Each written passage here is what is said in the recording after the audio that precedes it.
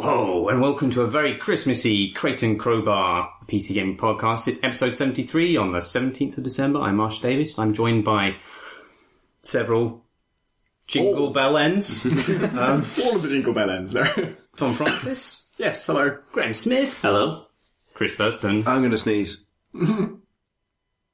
But he doesn't. And Tom Senior. He is definitely going to sneeze, I can feel it. There's going to be a lot of pregnant pauses in this. Yeah, episode. it's a very wintry, Christmassy episode, and to celebrate that, I'm ready to get a terrible cold. So if nothing I say makes any sense for the duration of this podcast, blame Lemsip and rum. Lemsip for the first half, rum for the second half. Yeah. We shall be both phlegmy and phlegmatic. Nice. Thanks, yes. And this is our end of year podcast. There'll be no more until next year. And so, Giving it up for the year. what we've decided to do for this podcast is to discuss the games of the year that we have enjoyed. Year in review. That's what it is. Who wants to start? Who's got a game that they like this year? Who liked a game this year? Was it a good year for games? How about that? Because lots of people have been saying it wasn't. Wrong, aren't they? I Yes. think it was a good year for games, but unrecognisable from the way the entire industry operated for the 30 years prior to this year, it feels to me. It feels like the reason that this year feels underwhelming is because game releases don't matter anymore. And more so Nothing now matters than anymore. Because, like, Elite just came out. Like, yesterday? Yeah. But it's like, oh, well, that's the release of the first new Elite game, a thing people have been clamouring for, like it was Half-Life 3 for about 2 decades. Well, My I dad played that My a dad year ago. phoned me up to tell me about it today. Really? Yeah. I remember not many, a sort of a line art only preview we did of Elite 4 in PC Gamer, like not long after I joined, about 10 years ago, I think. It just feels like early access and things like it mean that games seem to just constantly exist, and there's been a shitload of really big game releases this year that don't really feel like they're of this year, because they don't feel like they're of their release date. They feel like they were... Ikaruga, for example. Yeah, well, that's one example. Yeah. Nidhogg as well. Stuff like Wasteland 2 as well. yeah. Like, I felt like the huge big buzz was when they launched the Kickstarter, everyone got really Yeah. excited about it. Is But then by the this a time- shame, though? I don't think it's a shame, but I think that's partly why this year feels underwhelming to people when actually there was a shitload of great stuff that came out and a lot of very PC-specific stuff. It's kind of a shame to me because I end up not playing any of these things. I haven't played Wasteland 2, I haven't played Elite yet because I forgot it was out. And for any given game that's kind of like not my absolute most anticipated thing in the world, if you split its release buzz into two different events, it doesn't get big enough for me to actually sort of realise it's happening. So I just don't hear that things are out, and I just don't hear that they're... When they arrive in early access, I hear about them, but I'm not going to play them because they're on early access, and I only want to play them once, really, and I'd rather wait till they're done. And then when they're done, it's not a big deal, so no one really makes a fuss about it, so I just don't hear about it. And there were a few things that came out entirely this year, like Alien Isolation was announced in January and came out in Oh, wow. October. Like that was purely a 2014 game. No one, anyone who knew it existed wasn't allowed to say that it existed prior to the very beginning of January this year. So it's not right to say that sort of nothing happened in terms of games, but Alien Isolation is an example of what a lot of AAA games did this year, which is be weird and not really fit into kind of traditional, patterns or. We didn't have like a BioShock this year, for example, or like a main series Battlefield. It wasn't like an Elder Scrolls or anything like that. It was a year of Wolfenstein: The New Orders. like quirky AAA. As far as the eye can see. One thing I would say though is it was an amazing year for RPGs. Like I'd say this is like the best year for RPGs I can think of ever. Like I mean, you've got something on the AAA end like Dragon Age Inquisition. I'll sneeze. It's coming. It's I can feel it. I'm going to sneeze since before this podcast began, and it's going to happen. But also, Divinity, Original Sin, Grimrock 2, Wasteland 2. Like, there's a lot of really interesting RPGs, not only like Kickstarters coming good, which seems to happen with a decent frequency for those kind of like old isometric RPG projects, but also new stuff as well. And you can't really point to any weakness in that spread of games where you could say maybe for the shooter that there wasn't really anything happening of particular note at the very kind of most prestigious end of the scale. But the New Order was really good. Far Cry 4 is really good. It's just Far Cry 3 with different animals. Honey badgers. Yeah. So yeah, maybe it's just if the big budget stuff is slightly understated anyway, then the year seems like a write-off, even though it's not. Yeah, but like similarly to RPGs, I think you can make the same argument that this was the best year for strategy or 4X games that we've had in a long time. Stuff like Endless Legend, for example, is crazy good. And we also, I mean, people didn't like it so much in the end, but Civilization Beyond Earth is still a big deal for this year. There's a bunch of other stuff as well. Yeah. And Hearthstone came out this year.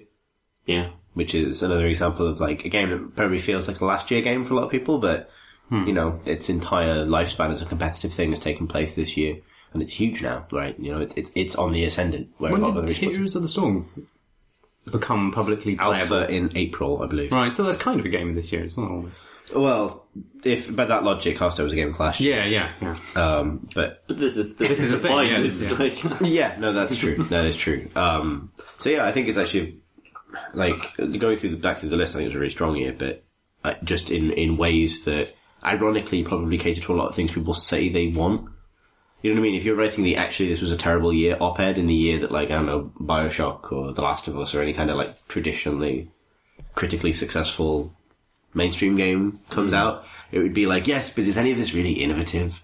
Is it Last of Us just pressing X to feelings? You know what I mean? And whereas this year was a year that lots of more innovative things happened, and ironically, everybody hated that. it's too diverse. Put it all back in one game. I think a lot of things were delayed until 2015 as well, so that contributed to a sense that this was a year that had been built up to be bigger than it was, and people didn't really look for the sleeper hits. They just looked for the Arkham Knights and things like that, and the Witcher 3s and the things that fell into next year. Yeah. And things that didn't fall in the next year, like Watch Dogs, turned out to be a bit pop. Yeah. Yeah, Ubisoft's not had a great year. No. It's funny looking down this, I printed out a list before this podcast of just games that came out this year. I remember that, we've done that before for like PC Gamer roundups and stuff, and I remember it being fairly easy before, but I was going by Metacritic, and you rank things by score, so it would be like hopefully most of the things we'd care about. There's so fucking many of them that even printed out like 50, I think, it's two A4 pages and quite small text, and Civ Beyond Earth isn't on there. It is, yeah. It's under Sid Meier, that's why. Just between Shovel Knight and So Many Me. What the fuck is So Shovel Knight's great as well. Yeah. There's also something called Stein's Gate. Yeah, that seems like an error. Anime, isn't it? Yeah, I didn't realise it came out on the PC as a video game now. Yeah, I was looking through that list and there's just... Yeah, sorry, the other thing was, the reason I thought that was because Watch Dogs isn't on here. Ah. Yeah. Major thing. But like, there's games Unless like... it's Sid Meier's Watch Dogs, I haven't said. There's things like South Park as well, like really well received. I haven't actually got around to playing it yet, but like nonetheless, like that was this year as well. Like again, a game that doesn't really fit any kind of mould for hype that you would put it into because it's a licensed RPG and an Obsidian game. But nonetheless, like it feels like Thief was this year. That sounds weird. Yeah, but that's I mean, it wasn't going to be on anyone's end of the year list, but. It was a new Thief game. Yeah, Elder Scrolls Online was this year, and that was, you know, in terms of anticipation, that game was massive. In fact, I'd say it was the failure of things like Elder Scrolls Online. That maybe taints the year. Yeah. You ruined the whole year. Well, no, you've got a few big budget games that end up being disappointments. That somehow kind of makes the rest of the year feel like it's achieved less. I don't know. Yeah. Well, like it's the other side of people looking to the AAA games for the state of the year.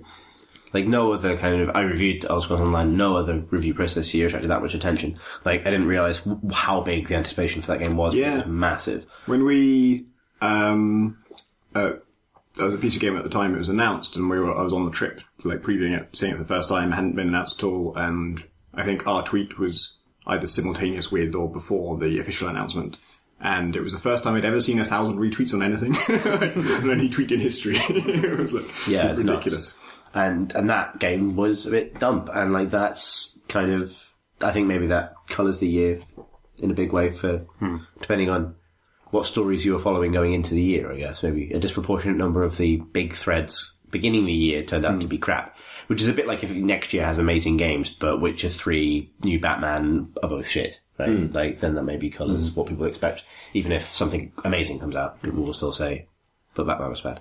I guess, like, there is a narrative to be written about this year and the death of the MMO, because WildStar came out this year as well, and it doesn't feel like it's really gone anywhere. And even Warlords of Draenor got really good reviews, but Yeah. I mean, it's... I think this was like the last year for the subscription MMO for new ones. Like, I mean, to be honest, I wonder if it's even like the beginning of the not by no means the end, but like the end of the eternal rise of lane pushing games. Almost, I'll say MOBAs because it's quicker. But like, but like, you know, Dota had a shitty year competitively. Like, the international was disappointing, and you know the scene's in a bit of a kerfuffle at the moment because a lot of players are very unhappy with how things are being run, and everyone's sort of promising a big scene refresh for next year. It's in the it's entered the like laundry airing blog post phase of an esports growth. Having had the sort of amazing year last year. You know, League posted lower numbers this year compared to last year. Dawngate was cancelled. Transformers Universe has just been cancelled. Like, there's a lot of these projects dying, and I mean, I still think Dota will be fine. I think League will be fine. And some others, I think Smite will probably be fine as well. Smite's actually an example of a game that's still rising, counter to that otherwise pattern. But coming to Xbox, apparently. Yeah, it is. And it's on our list. Yeah, Well, Smite's great, actually. I was working on it on the podcast relatively recently. But nonetheless, right, I think maybe, like, a few of those old kind of, like, stories of the last 5 years kinds of games have kind of started to reach the end of their momentum a little bit. What genres are going to be ascending next year, then? Have we finally got out of the run of survival games? Because I fucking hope we have. Yeah, it's going to be shit for a while. It's a confident middle, that one. Oh, God. That's going to be that RPS column for the next year. I played a survival game recently. Not like a traditional one. For the first time. Well done. In fact, I think it might be on this It's list. hard not to play a survival game at the moment. It's not a game and it's probably a survival game. This War of Mine. Oh, yeah. That's apparently great. Is it great? Yeah, it is. I was surprised by it because I thought it was going to be. All I heard about was like, well, we're making a game about war, but it's not going to be about shooting soldiers. It's going to be about like the horror of war. And so I expected it to just be beating me around the face with like, you should feel bad for playing video games. Fuck you for even playing this one. Like, and just be pure misery. But actually, it's just a. You start in like an old rundown house. You and well, there's 3 of you, and you've all sought refuge there. And it gives you like a little bit of backstory for each person. It's side-on view where you see kind of the map, the sort of plan of the house. And all you can do really is walk around and like search the drawers and cupboards and stuff and clear rubble to get into the sort of more ruined parts of the house. And there's almost nothing there. There's like a fridge, but no beds, no cooker. And then there's like a sort of bench where you can craft some new furniture and things if you have the resources, but you have to find those in the cupboards and stuff. But you can't leave the house. It's just the house. And then when night falls, you have to pick one of your people to go out and scavenge, because you can't scavenge during the day because of the war. You'll get shot. So you can only scavenge under the cover of darkness, and then you choose who's going to go, and on the map you have a number of locations you've heard about, and it gives you estimates of like, this one probably has a lot of food, this one probably has a lot of meds, but it's going to be guarded by other bandits who won't take kindly to it. There's one, the first place I went was called The Quiet House, and I didn't read the description really, but it would have told me if I'd read it, but there's an old couple who live there. They don't have any weapons or anything, they're not going to fight back, and it's got loads of food and stuff, so you can just take it if you like, and they'll see you. It's like, when you go to their house, it's the same view as your house, but you're kind of in sneak mode, and there's, you can't see inside, you can't see through doors or anything, so you have to kind of peer through keyholes and wait for people to look the other way. But this old couple were just sitting by the fire, like being, having a nice evening. So they were never looking away from the door, so I just had to open the door. And then the old man saw me, so I closed the door again. And then, there was actually like, after he came to investigate, he walked back to the lounge, so there was a window where I could have slipped by, unseen, but I didn't manage it and he saw me. So then I just went through and ransacked his house while he kind of watched. Like, would keep running away and, acting, like he would sort of act aggressive when he couldn't see me, and then as soon as he saw me, he would act scared. And I just stole a bunch of his stuff and then went back to my place. And so it's weird. It's like the main game is being in your base, building your base, and then the sort of the side mission thing is every night you do one scavenging mission where you steal stuff or, well, pretty much you have to steal stuff. And both parts are pretty good. And I actually got quite invested in it. And it's like, it's really... Did you feel at all bad? Yeah. That was notably absent from your description thus far. It was like a little bit gamey because it was the only thing to do there was to steal the stuff. It was like, I know I can get away with it. I do need this stuff. So, like, it made me think briefly about, it's a shame that I have to steal from these people, but, like, it's already rammed home how terrible this fucking war is, and it's like... They've had their lives. By the time I got to that house, I was already way past the point where I was going to be polite about anything. It was more about, do I have to kill someone to get the stuff? If I don't have to kill them, then great. I need it more than they do. Like, one of my guys is sick. I need their medication. I stole, like, some meds, like one can of food and a plank of wood, so it wasn't like I was robbing them blind. So, like... What was their favourite plank? Magic then later on- solving plank. Later on, I did raid a house where the people were armed, and I made too much noise, and they were looking for me, and I hid in the cupboard for ages to see if they would ever go away, and they never did. But one of them was standing right in front of the cupboard, but facing away from it. So eventually, I used the crowbar that I bought to break through doors and beat him to death. And then they all rushed me, and I got overwhelmed and died. And so now I'm only 2 men in the house. And they're both sad. They have like a different states, like sick and tired and hungry. And I think all of my people are at least tired and hungry. And now they're both sad as well. That's war for you. Yep. Sounds a little bit like Zangband Diaries, Yeah, it does. Yeah. but with sadness instead of zombies. Was that your game of the year? No. Not by a long shot. What was your game of the year, Tom? Far Cry 4. Yeah? Wow. Yeah. Really? I knew it would be before it came out. I'd seen enough. Because it was such a known quantity. Like, I already love Far Cry 3 to bits. And all I wanted was just like, Far Cry 3, but don't force me to do all of the fucking plot to get the good skills and stuff. And Far Cry 4 still forces you to do too much of the plot. But, all of the cool skills really are detached from the plot. You just do fun activities for that. And then the main thing that is tied to the plot is, you have to do a certain number of missions before you can get access to the north part of the map. And that sucks because I did really want access to the north, but it's still, the south half of it is still a huge, massive, amazing game. And, all the things that are good about Far Cry 3 are good about this. The outposts are, the outposts themselves are about the same, which is fantastic. Like I've already said many times in this podcast that they're like my favourite bits of stealth gaming of all time. And now they have fortresses as well, which are basically just bigger outposts. And, you can play them in co-op, which means you're like twice as good according to maths. And, yeah, it's just basically better in every way on top of a game that I was already, I think I gave 90% to. And nothing else this year has really like caught my fancy quite that way. My kind of, how should we do it? Should we talk about just our main pick and then discuss that? Or? Yeah, pick them all. Go for it. Well, my other two would be Shadow of Mordor and Transistor. Transistor's an interesting one because you didn't like that.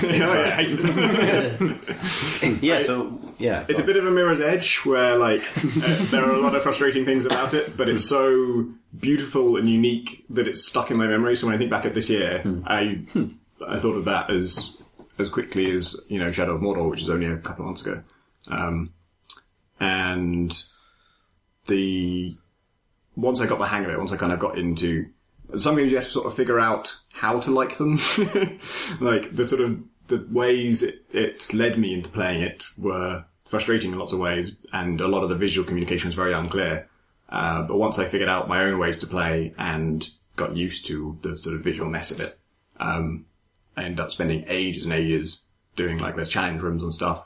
And then when I finished the game, I just started it again on the New Game Plus mode and went through the whole thing all over again, it's all like, you keep all your abilities and stuff, and so you just, because it's such a massively complicated system, I can't remember the numbers, but I know I said them on the podcast at the time, you have like 8 slots that can be slotted as 16 different skills, and each one can be modified in 15 different ways. And once you like go through the game like that, then you've already got all those, like, an option for every one of those slots, and you just keep on building on it from there, and you get kind of duplicate skills, so now you can slot 2 copies of the same skill and find new ways to, like, have one of them modified one way and one of them modified a different way.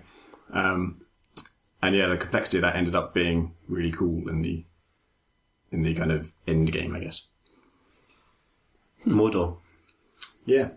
That's a good game. I don't think there's any mystery to, like, I think we all like that, right? Yeah, it's good. It didn't last as long as I thought it was going to. Like, when I was playing it, I was so like, oh my god, this is so fucking cool. And then once I completed it, I thought I was going to want to tinker with it for ages and keep building my army and stuff, because you're controlling these Uruk captains by possessing them and sending them off on missions to fight other Uruk captains. Yeah, that felt like it was poised to deliver a third act, which was going to completely change the nature of the game. Maybe almost go kind of like some kind of meta, almost RTS level of game where you're actually Go brutal legend, basically. Yeah, but it doesn't. But that's fine. I enjoyed what I played of it. You know. Yeah, I think it's brilliant for the length of the game, basically. And then after that, the only thing it fails at is it doesn't end up being infinitely entertaining. Constantly. I kind of feel the same way about Far Cry 4. Actually, like I mean. I've had my fun with it now, I think, and I haven't even unlocked the North because the story missions are just so fucking dreadful. Yeah. But I kind of think that that's fine. Like I've played enough of the sandbox stuff, and I really liked it, and now I've just kind of plateaued, and I'm probably not going to go back to it again. But it's all right. Good. Well done. You know.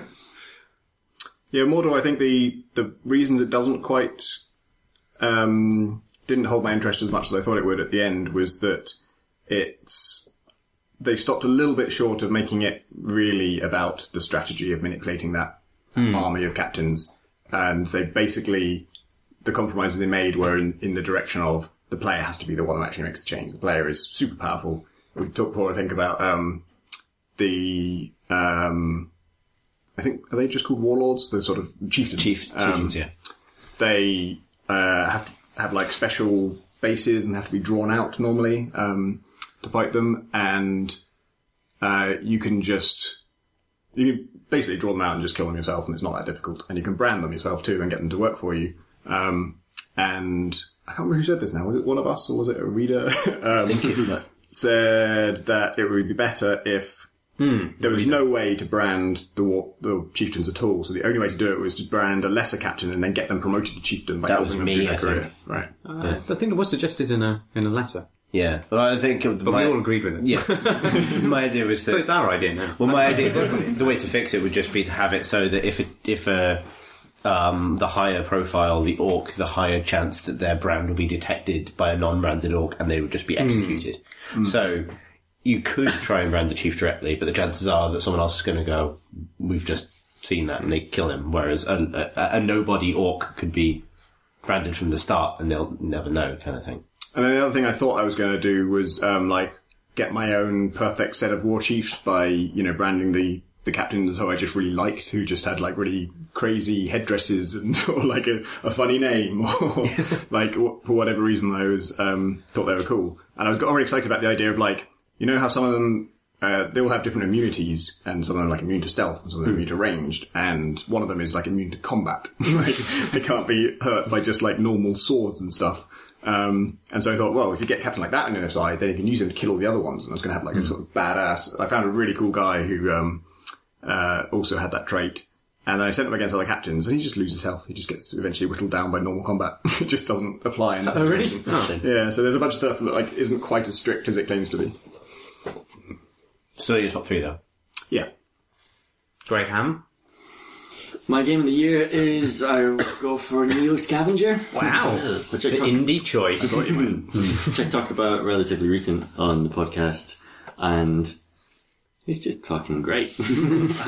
And there's not a great deal of those kinds of turn-based RPGs where you play a single character and you can get such good experiences and anecdotes from it in such a short space of time.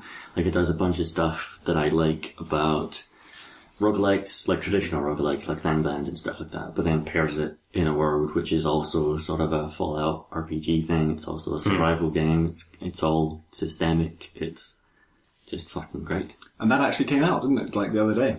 Like 2 days ago. Yeah, it finally came out of early access. Oh, wow. So, after, well, I think it's been in playable alpha for a couple of years now. Oh, really? I didn't know it existed before this year. Yeah. Since last year, I think early last year. I think it was first available to buy, but it was only added to Steam this year. Right.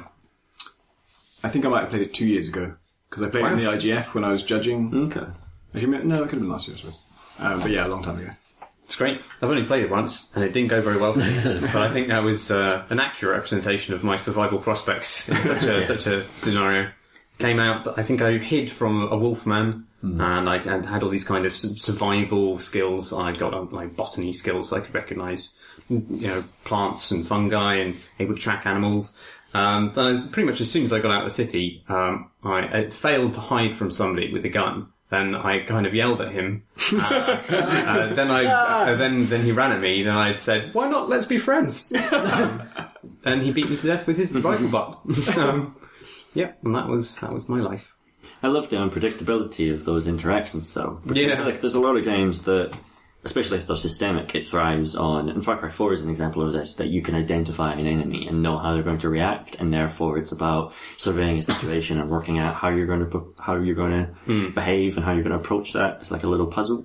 And Neo Scavenger doesn't have that, because it's all about the ambiguity of you see a person, and even if you can spy on them from a distance and work out what's in their hands, you still don't know exactly how they're going to respond to you, what type of person they are, whether that rifle they've got in their hands is loaded or not. Like, you got beaten to death by the butt of it. It probably wasn't loaded. No, I didn't have any ammunition as far as I know. And there's some, it may be iffiness with the AI, and certainly some people take it that way, but there are situations where you'll come across a person in the wasteland and they'll start to charge towards you from a great distance as if they're going to fight, and then they'll get to a certain point, and if you don't run away, they'll stop and they'll run away. There's little things like that people say, the AI is clearly fucked. But maybe that guy's just trying to intimidate you. Yeah. And there's enough of those things that you kind of just feels great and adds such life to that game. Apocalyptic chicken. Yes. I started with the strong trait, and then I met a guy with the tough trait. And I know after playing Neo Scavenger a lot that it's just an endless brawl with just the most horrendous injuries suffered by both parties. But the trouble is, once you've chosen to go toe to toe, it's kind of all or nothing, because either you kill him and you take his shit, and in which case that's worth it. But if you just run away while injured, it's that's unacceptable to me. That's unacceptable that I'd have taken an injury and not gain something from it. So we just stand there repeatedly punching each other in the face, in the jaw, in the ribs. Both there with broken ribs. One of us passes out from pain, and the other one is still hitting him and missing because he's blinded. There's blood everywhere. And then one of us stamps on the other's head and it explodes. And this is all done through text descriptions. And you get the sense of a horrible kind of Children of Men-esque brutal fight in some sort of ravine somewhere. Horrible. It is because you live on that knife edge between life and death. If you walk away from a really long fight, even if you're not that badly injured, just the fact that you're fucking exhausted means that you're really vulnerable, because you've got to go find a campsite and go to sleep. And if you don't have clothes at that point, you might get hypothermia during the night, or if someone else just stumbles across you while you're asleep, you're exhausted, so you have very little chance of being able to defend yourself. Stuff like that. Shouts your brain. It's worth threatening. If I had to pick two others, they're not necessarily my second and third or anything like that, but I haven't really talked about them before that much, or at the very least, people don't talk about them that much. One is Quadriga, which I did talk about, which is the turn-based chariot racing game. Oh, yeah. Where you... it's like FTL, but for chariot racing too. You have some horses, you have a chariot, you have some little guys, you can give the little guys names, and you compete in races, and it does, you're whipping the guy next to you in the race, or you're ramming your chariot into them. Your chariot maybe gets destroyed, or you whip too vigorously your horses and they collapse and die. Or your chariot gets destroyed, and it's all kind of turn-based in little 3-second increments. So if your chariot gets destroyed, your guy will still be hanging on to the reins of the horses, and if you're close to the finish line, maybe you just leave him there and you go take damage and get injured, but maybe you finish the race.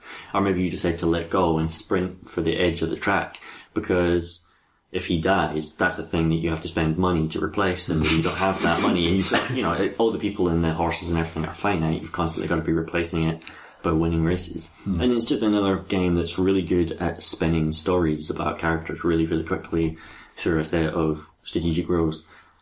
The other game I would pick would be Door Kickers. Oh yeah. I played the very first version. It must have been, maybe it was on early access, or did they do their own crowdfunding?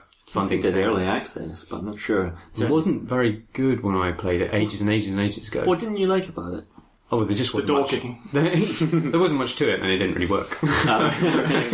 Well, now there's loads to it, and even though it's been out for a little while, they're still adding free campaigns and stuff like that. And it's like top-down SWAT 4, basically. Kind of SWAT 4 crossed with Frozen Synapse. It felt a lot like Frozen Synapse, yeah. Which is a good thing, obviously. But I think the theme of it, the military stuff, actually does it a ton of favours. Like Frozen Synapse, I think, outside of multiplayer, always felt kind of abstract and meaningless to me. But stuff like trying to rescue hostages and having an off-screen sniper whose firing you can trigger by pressing a menu button. Cool.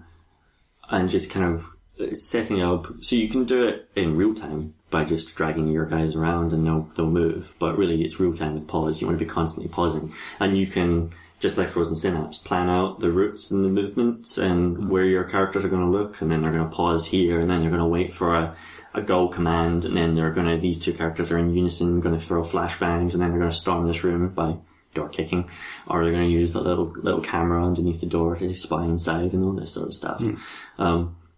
And it's just super, super satisfying to not only muddle your way through and complete those missions, but to try and perfect your tactics and do it without losing any of your guys, to do it without losing any of the hostages. And you slowly, over the course of, because there's a bunch of campaigns, but then there's also individual missions, and you've got to do a certain amount of individual missions before you reach level 6 for your soldiers, because you can also unlock new kinds of soldiers and new equipment and that sort of stuff. But you have to reach level 6 before you can do any of the campaigns. And just doing those single missions is a really good way of teaching you basically SWAT tactics, basically. Like, you start properly checking corners and trying to get everything as precise as possible, because you need to, otherwise you're just going to get fucked, basically. And it's just, again, it seems to be what I like. It's really fast strategy games that give me little anecdotes that I can play in 15 minutes, or that then turns into 6 hours and I'm still playing it. It's great. And all these games are like 10 to 15 quid each. Yeah. Sweet. Chris?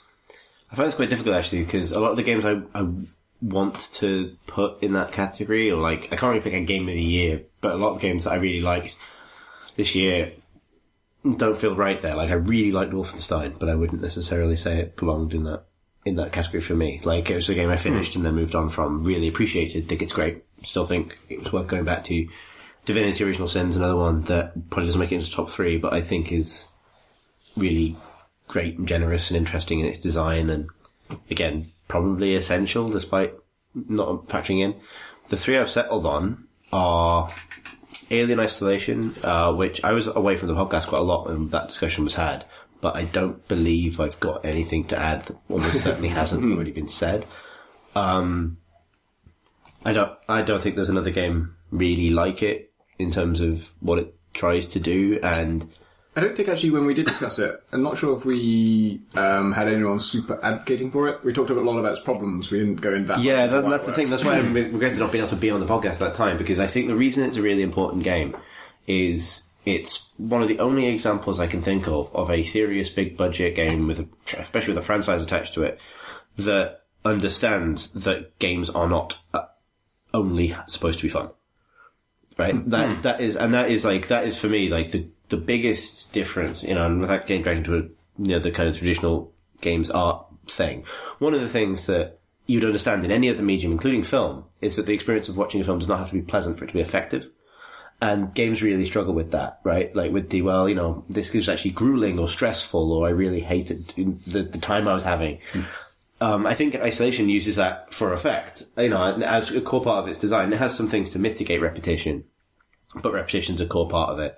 And you have to kind of be willing to have quite an unpleasant experience of horror and of feeling vulnerable and feeling pursued in a way that is distinctly unfair for it to be effective, because that is what it's about. It's why it's the only game to ever get the alien right, because it shouldn't feel fair to be hunted by a monster that's 8 foot tall, has acid blood. That's the whole point of the alien, is that aliens change that and subsequent games change that, but the point of that creature is that it's, the perfect hunter, and therefore it's unfair. It's over, you know what I mean? It should be the experience of playing a multiplayer game against someone who has God mode and no clip, right? That is the correct interpretation of what that fiction is doing, and it takes a lot to be willing to risk the player having a bad experience in order to have a systems-led thing that effectively delivers that effect. I mean, I can kind of respect anyone who says, I don't want to experience that. But it feels like that game sort of caught in a hinterland between being genuinely unpleasant to play in a way that a really good horror film can be genuinely unpleasant to watch, and a bad game, because games, because the point of game is to be entertained or feel like you're making progress or any of the other things you normally associate with good design. And I don't necessarily think that's a done thing. I don't think everybody's wrong. I just think that's sort of the side of it that's the reason I'd put it in there, despite having not finished it, for example, is because I can't think of another time that's happened, and I think it'd be a real shame if that got kind of written off as an experiment gone wrong, you know what I mean? Because, like, it's a serious, like, games should be, people who want to make horror games should be free to go into that territory of this is unpleasant in order to make an effect. Like, it can't always be Resident Evil where horror is really like a combat puzzle to be mastered to the point where it's no longer scary. Like, the best example of that would be, like, when we came back from the pub, Marsh, kind of a bit squiffy, and sat down to play a bit of Alien while waiting for a pizza to arrive. And we went to the transit hub bit, the kind of, this bit where the trains dock between towers and the space station, and heard the thump, thump, thump, and you sort of dismissively went, oh, it's not going to show up here, and immediately just runs around a corner, because there is no, because the game just breaks those rules. It breaks that kind of sacrosanct, this is the transit hub, this is the level select screen, this isn't where you're under threat. And that sounds like the most obvious thing to say about the game is that the alien shows up anywhere, but that is still groundbreaking, like seriously groundbreaking. And, you can't, I don't know, for me, I don't think scripted horror is ever really going to be effective again. I'll probably appreciate the artistry that goes into a beautifully constructed scene or something, but I don't know, like, I love earnestly what it represents in terms of, like, using games and using interaction to create a desired effect. It's just that the desired effect is, I don't want to be here. And I kind of understand when people come away from it going, I don't want to play this. I loved it I loved the technology of it. Just seeing all those big bucks and all that kind of development talent and time go into creating the alien and the animation systems and the AI of that one thing, instead of just, let's make a nice gun, or let's make an open world, or something that we've all seen before. It's like, this is turning the big kind of AAA laser on something that hasn't been attempted before. And that's so rare for companies to take that risk, especially now. Yeah. Like, it could have so easily been a Call of Duty thing. Like, not in terms of being a shooter, I mean in terms of being a press X to escape alien in this thrilling but beautifully constructed sequence kind of thing. It could have easily been that. They wouldn't fit that on screen. It feels like having finished it feels like they left the entire game in there as well. Like, it felt like they put everything they wanted to put in to that concept into that game. Like, I don't really want a sequel. I don't really want a DLC. It's just like, that's perfect for what that concept should be, and it escalates brilliantly. I think what they should do now is ditch the alien part and do isolation. Yeah, take isolation and spin that off into, because the problem with it is that everyone knows what the alien is. The alien's no longer mysterious because you've seen it in multiple different films. But I'd like to see them launch their own horror franchise using some of that same tech and those same ideas, and do their own thing with Scary ghost. Yes. It'd be cool if that was how franchises worked. Like, you just tag isolation onto something else, and then there would be, it would transfer across. Because I think didn't they announce they're sort of in talks for a sequel or something like that? There's a plan. Wouldn't surprise me. Something, and it's going to be an alien thing, obviously. But actually, like, given that it's Creative Assembly, they sort of already have done that, where they pick one setting, Total War, and then they pick another setting, Total War, so they could... Rome isolation. You just be hunted around the forum by a mob of senators. Actually, you're Caesar, and they're all at stake. Or, I don't know, Shogun isolation, you're being hunted by ninjas. Medieval isolation, you just... Actually, these aren't bad ideas. there are really good stealth games to be made about Rome.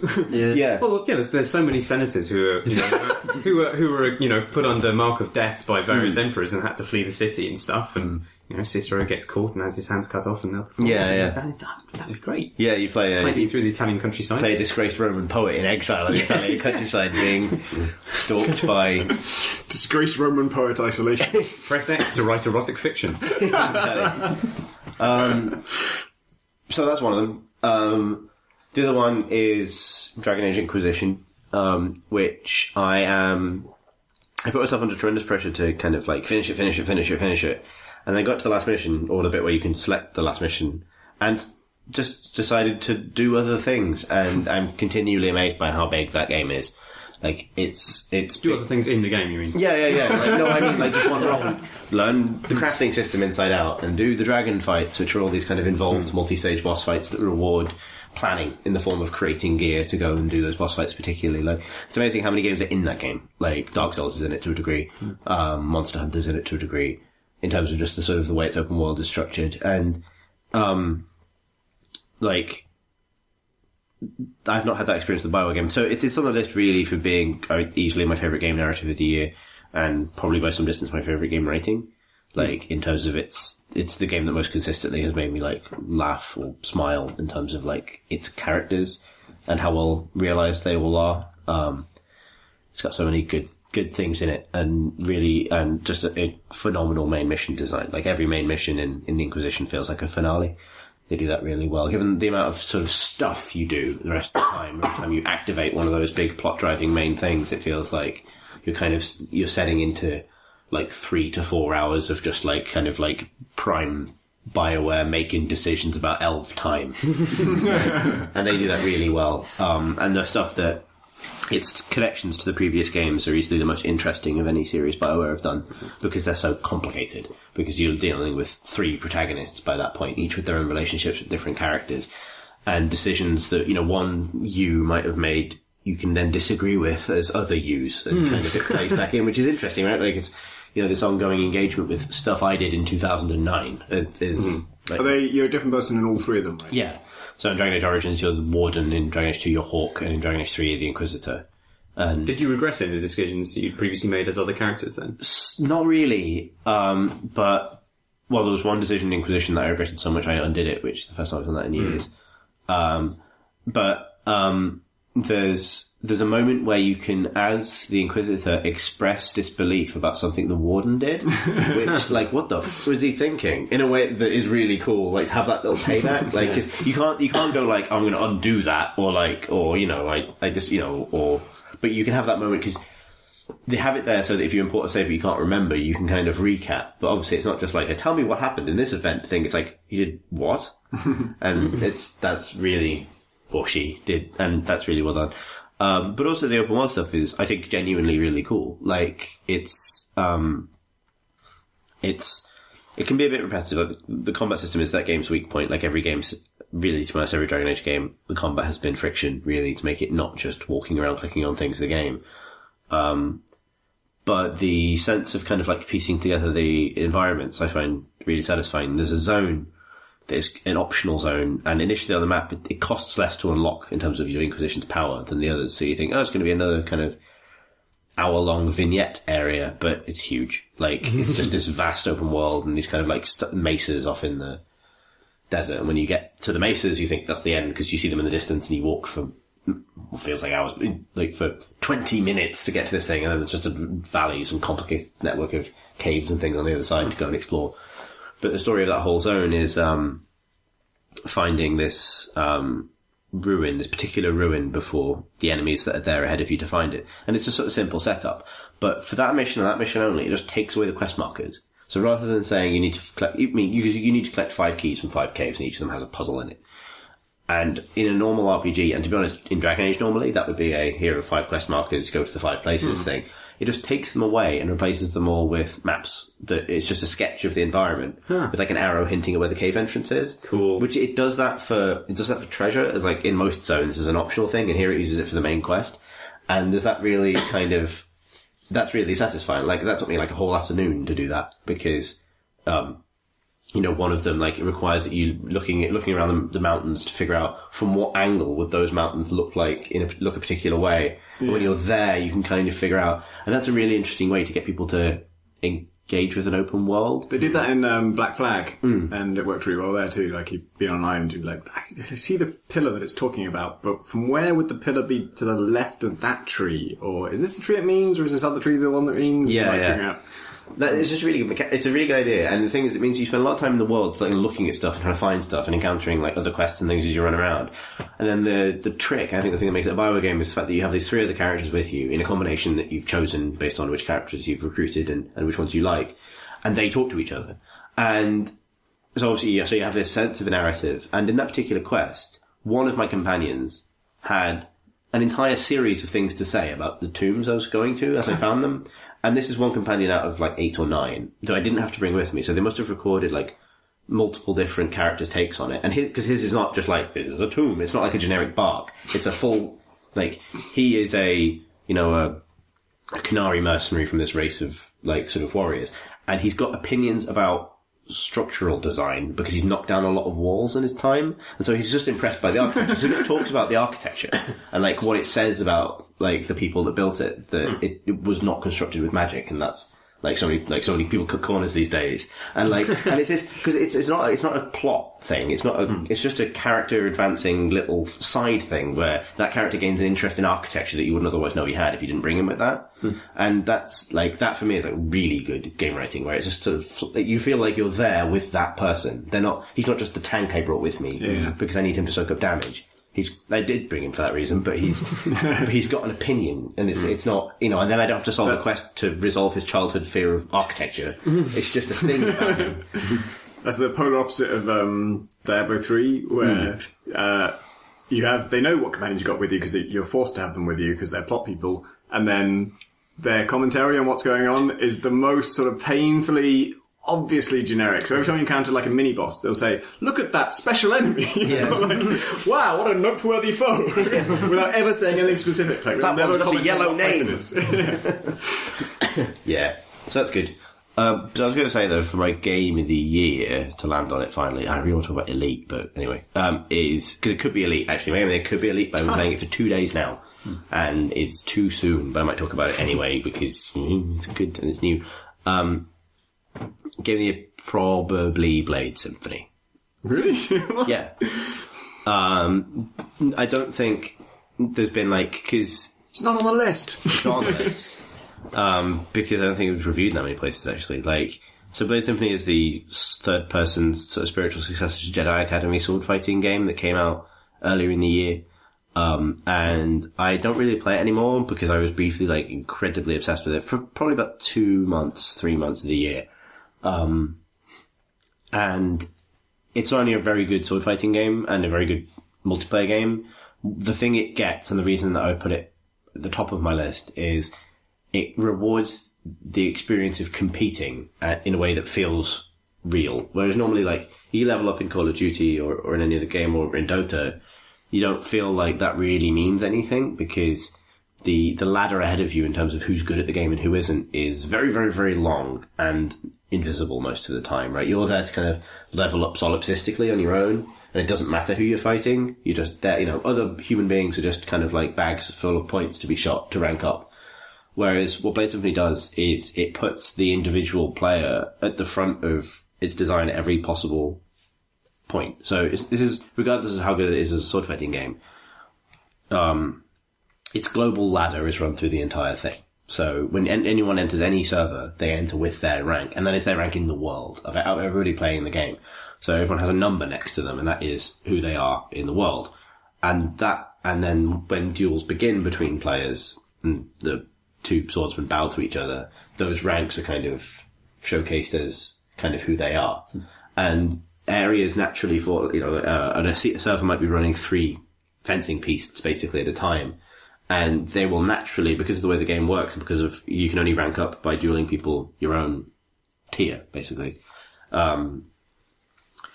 they kind of naturally arrange themselves into kind of newbie pieced, intermediate pieced, and master pieced without really that having to be built formally into the game, just because of how the game is rewarded and sort of stratifies itself.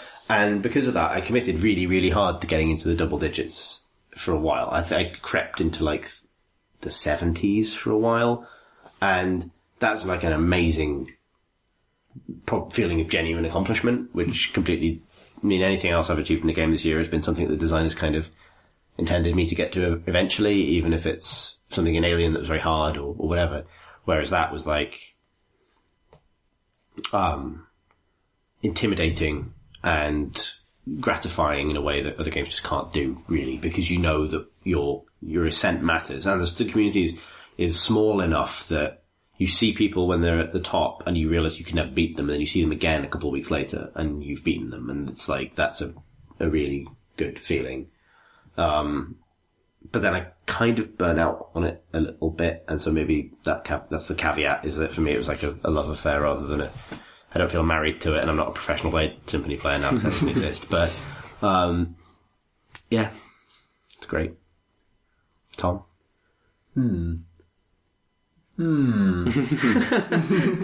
Thorny question, this one. I think I've really enjoyed Diablo 3 Reaper of Souls earlier this year, which basically, it's not just, you can't just consider Reaper of Souls by itself, which just adds a new act and a new kind of class, and also new skills. You also have to consider the free patch that Blizzard released alongside it, and all of the kind of major game-changing patches they released around that period, which removed the auction house, rebalanced the item system and the drop system, so that, the game started dropping things that you'd actually want to use for a change, and also had legendary weapons, had unique effects, like, there's a legendary sword which gives you a pet demon that follows you around, and there's another one that gives you another kind of crazy, makes you just leak goo everywhere that poisons people, and just lots of, which is what I was doing last week when I was ill. Something you want to do off.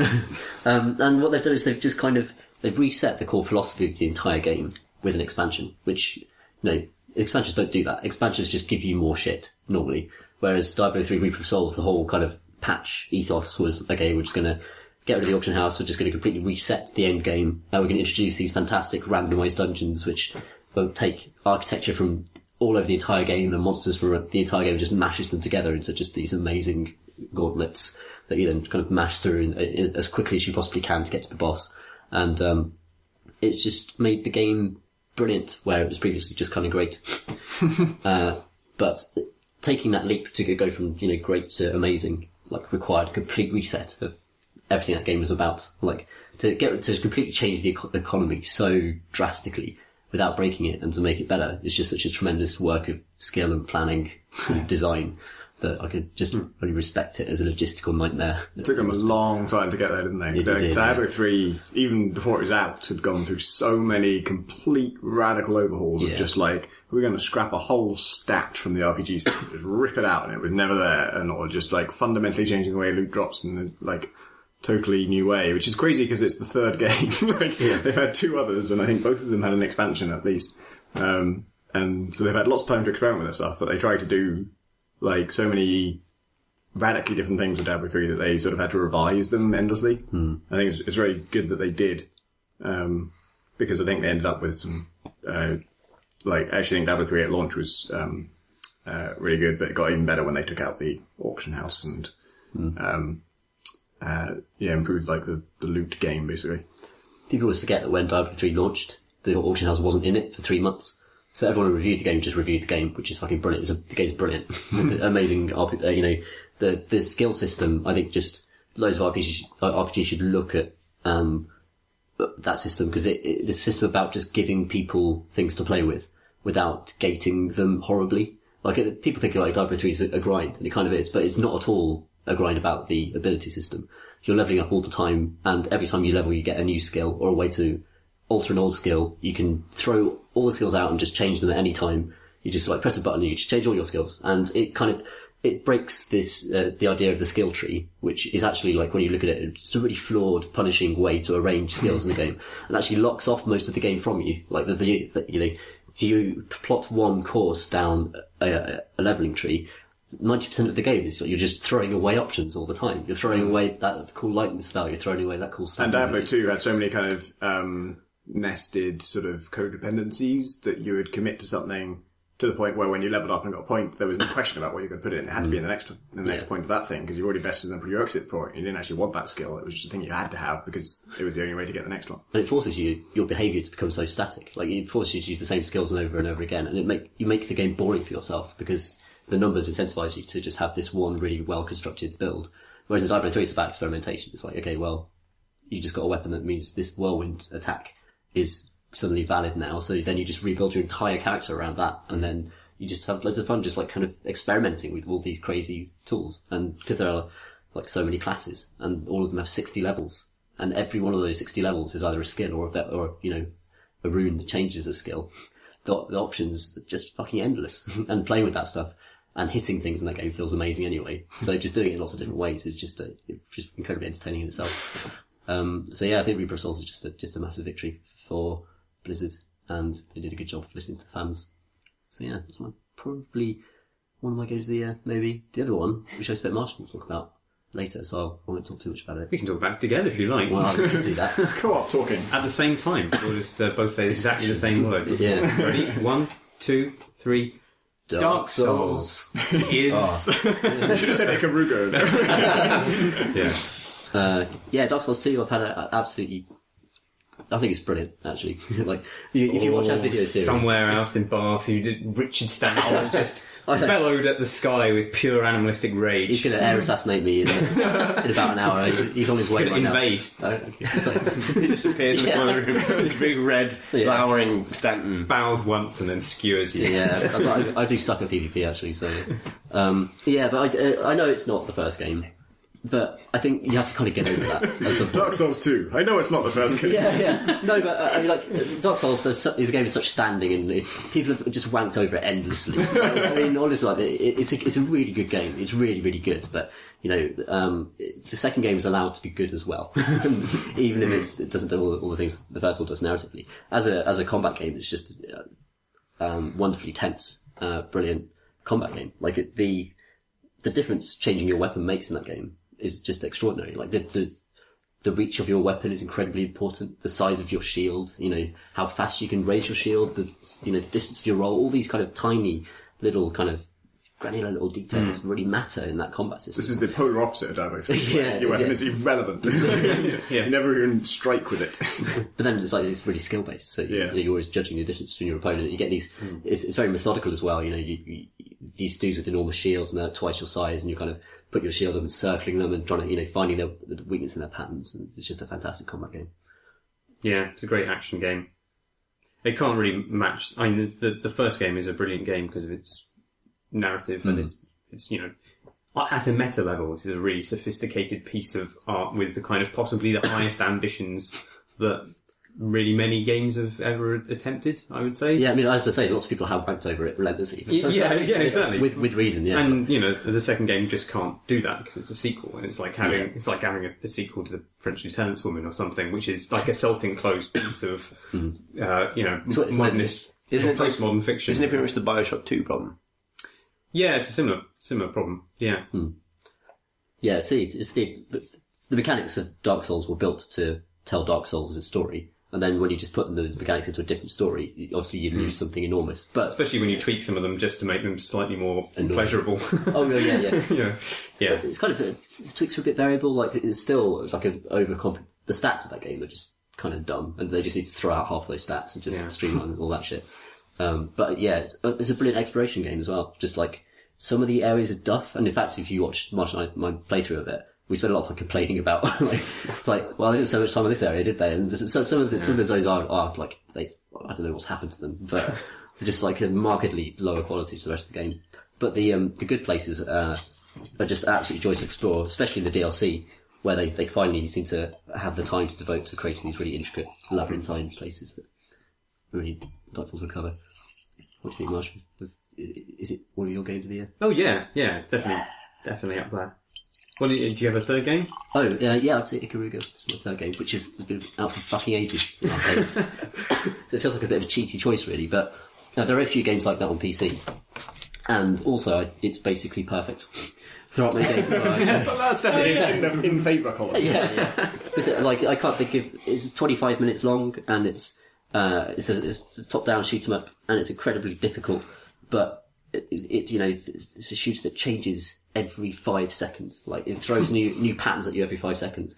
And it's a beautifully intricate, difficult puzzle game, that is about, 100 puzzle games packed into 25 minutes that you're quickly solving without dying. And even if you kind of get through it and just kind of survive it, you realise there's this, the way to really score points is to kill enemies in threes. Because there are light enemies and dark enemies, and you can switch the polarity of your ship to absorb light or dark bullets. But you gain points for killing 6 whites and then 3 reds. As long as you're killing in threes, it's fine.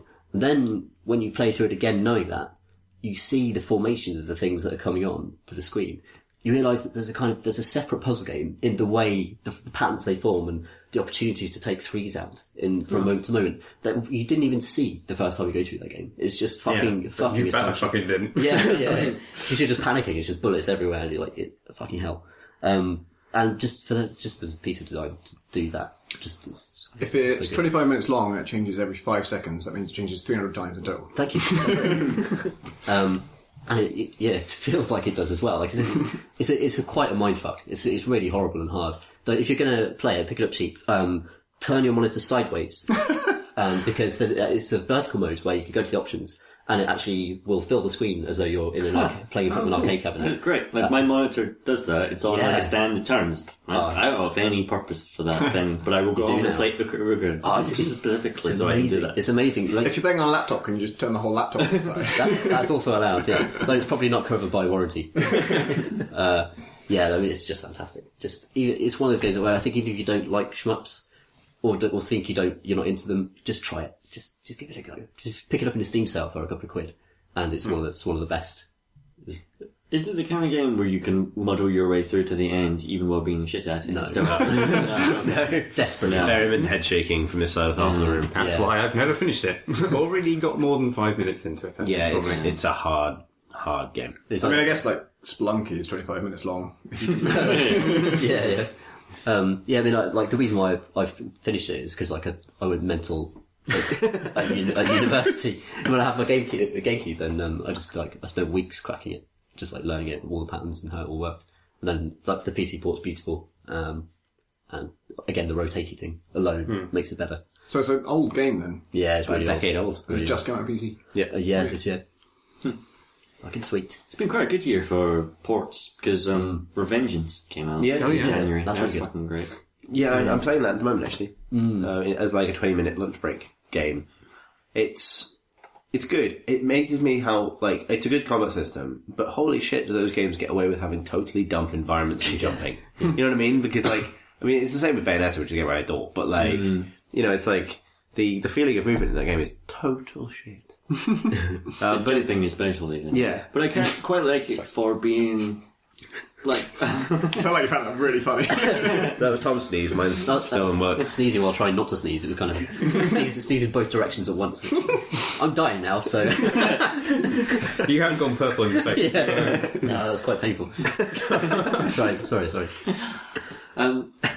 What was I saying? I like it for its bombastic cutscenes and its Bayonetta style over the top action and that kind of thing. But because it's Metal Gear, it's also a stealth game. Yeah. And you get a whole bunch of advantages for sneaking up on enemies and taking them by surprise, and you can do the whole thing of hiding in a cardboard box in order to sneak up on people. And I like the way it's mashed those two genres together. Yeah, it's a really weird way. It doesn't feel wholly successful at that to me, but it's weird that it's a Metal Gear game. Yeah, Metal Gear is weird anyway, but it's still a game where so the traditional Platinum games way to introduce an enemy is to have a brief cutscene where the enemy does something to the environment, and the hero then skids down something or explodes out of something or lands on a wall or whatever. Yeah, and then you see a kind of dramatic hero shot of the new enemy, and its name flashes up on a title card or whatever. So that's the Bayonetta way, the God Hand way. That is what Platinum or Grasshopper do. Yeah. And then that is kind of forced to marry to the Metal Gear thing of let's talk 15 minutes about everything. So the first time you're introduced to a robot chainsaw dog, Raiden has a pretty deadpan conversation about the meaning of life with said robot chainsaw dog before fighting him. You see the chainsaw come through the wall and it almost chops his robot chin off. because he has a robot chin. And then it slices through the building he's in, and he tumbles out, and so far this is a platinum thing. And then the dog kind of like, it is just a robot dog with a chainsaw for a tail. It's like ready to kill him. And then they have a conversation. They just stand in the street and have a conversation about like what the purpose of the existence is, and they settle on the purpose of the existence of Robo-Dog is to kill Raiden and then fight him. And like that is the purest merger of like Platinum and Kojima you'll ever get, where it's kind of like, well, what does it all mean? Robot dog. I love that bit. This makes me want to play that game again so much. It's also got a brilliant line in chopping dudes in half, and then grabbing the spine and crushing it in your hand in order to recharge your health. Yeah. You have to get them in the right place, so you obviously cut that at the right time. Yes, yeah. You could chop people's left hands off to get score bonuses because there are chips in their hands. So, like, there's a guy who cuts hands. Yeah. The whole sword thing is great and technologically really impressive. The fact that you can slice things up at any point. I can't remember what it's called when you go into Zandatsu. Yes, that's it. Where you get a critical hit or whatever, and it goes into the slow motion mode, and you can angle your swings and use the stick to hack things to block. It's fucking great. And there's very little else like it on PC, other than DMC Devil May Cry, which we talked about quite recently, and I think 2 of the other Devil May Cry games, but like we never get Bayonetta or much of the Platinum stuff. It's a shame Bayonetta isn't on it, 'cause Bayonetta's still my favourite of their games. Yeah. What about you, Mosh? Boy, this game is so unlike Revengeance. I was going to say the Banner Saga. Revengeance. Yes. Which is a game that came out right at the beginning of the year and has almost faded into everybody's memory as regards kind of end of year lists, but I still think it was probably one of the most interesting games that came out. It's it's partly an RPG, partly a turn-based tactics game, and it's good at being a turn-based tactics game. But it's also appended to this sort of light refugee management strategy game where you kind of have this train of people, you're travelling across vast swathes of this fantasy world. And obviously they get hungry and you need to get supplies, and you do that by bartering with people, but you also have kind of choices to make, and there's lots of kind of, pre-authored conundrums that you're assailed with that may not seem particularly conundrish at the point of choosing, and yet they come back to bite you in interesting ways. And it's interesting because... Conundrum. That's the word I was going for. It's interesting because I can't work out how any of those systems come together to affect the narrative in a definitive way. Like, I don't know which of the things that I've been poking with in this kind of mesh of mechanics has actually caused my favourite character to be taken off and beaten to death by bandits and stuff. And you really get attached to the characters. Like, it's an extremely well-written game, and there are reasons to care about everybody, and it's not clear whether people get bopped off at narrative points, like, by the design of the overall game. Like, everybody's playthrough would have a certain character die at that point, or whether it's just my poor leadership. And I used to think that actually, I think that used to kind of frustrate me when you get games, like, I like games where I can see all the kind of mechanics pulling in a singular direction, because I know then how to master that system.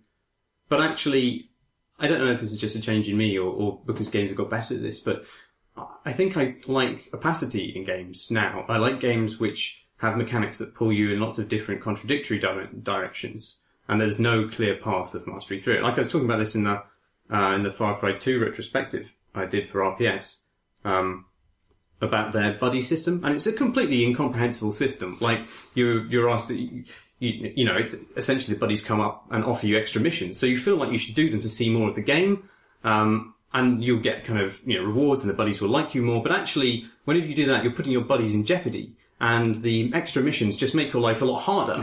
And it's kind of like, there's all these just contradictions, and none of it makes any sense, but actually I think that kind of creates an aesthetic. Like, those games you just can't comprehend them, you can't parse them, and you can't really do that about reality. Reality is really messy and strange, and you can't really make good decisions when you're assailed by so many compromising factors. And your friends are always asking you to go on missions that compromise both you and them. Yes, exactly. Yeah, and Banner Saga, I got enough into it that I knew something terrible was going to happen to some of my characters, and I stopped playing it because I couldn't put them in jeopardy.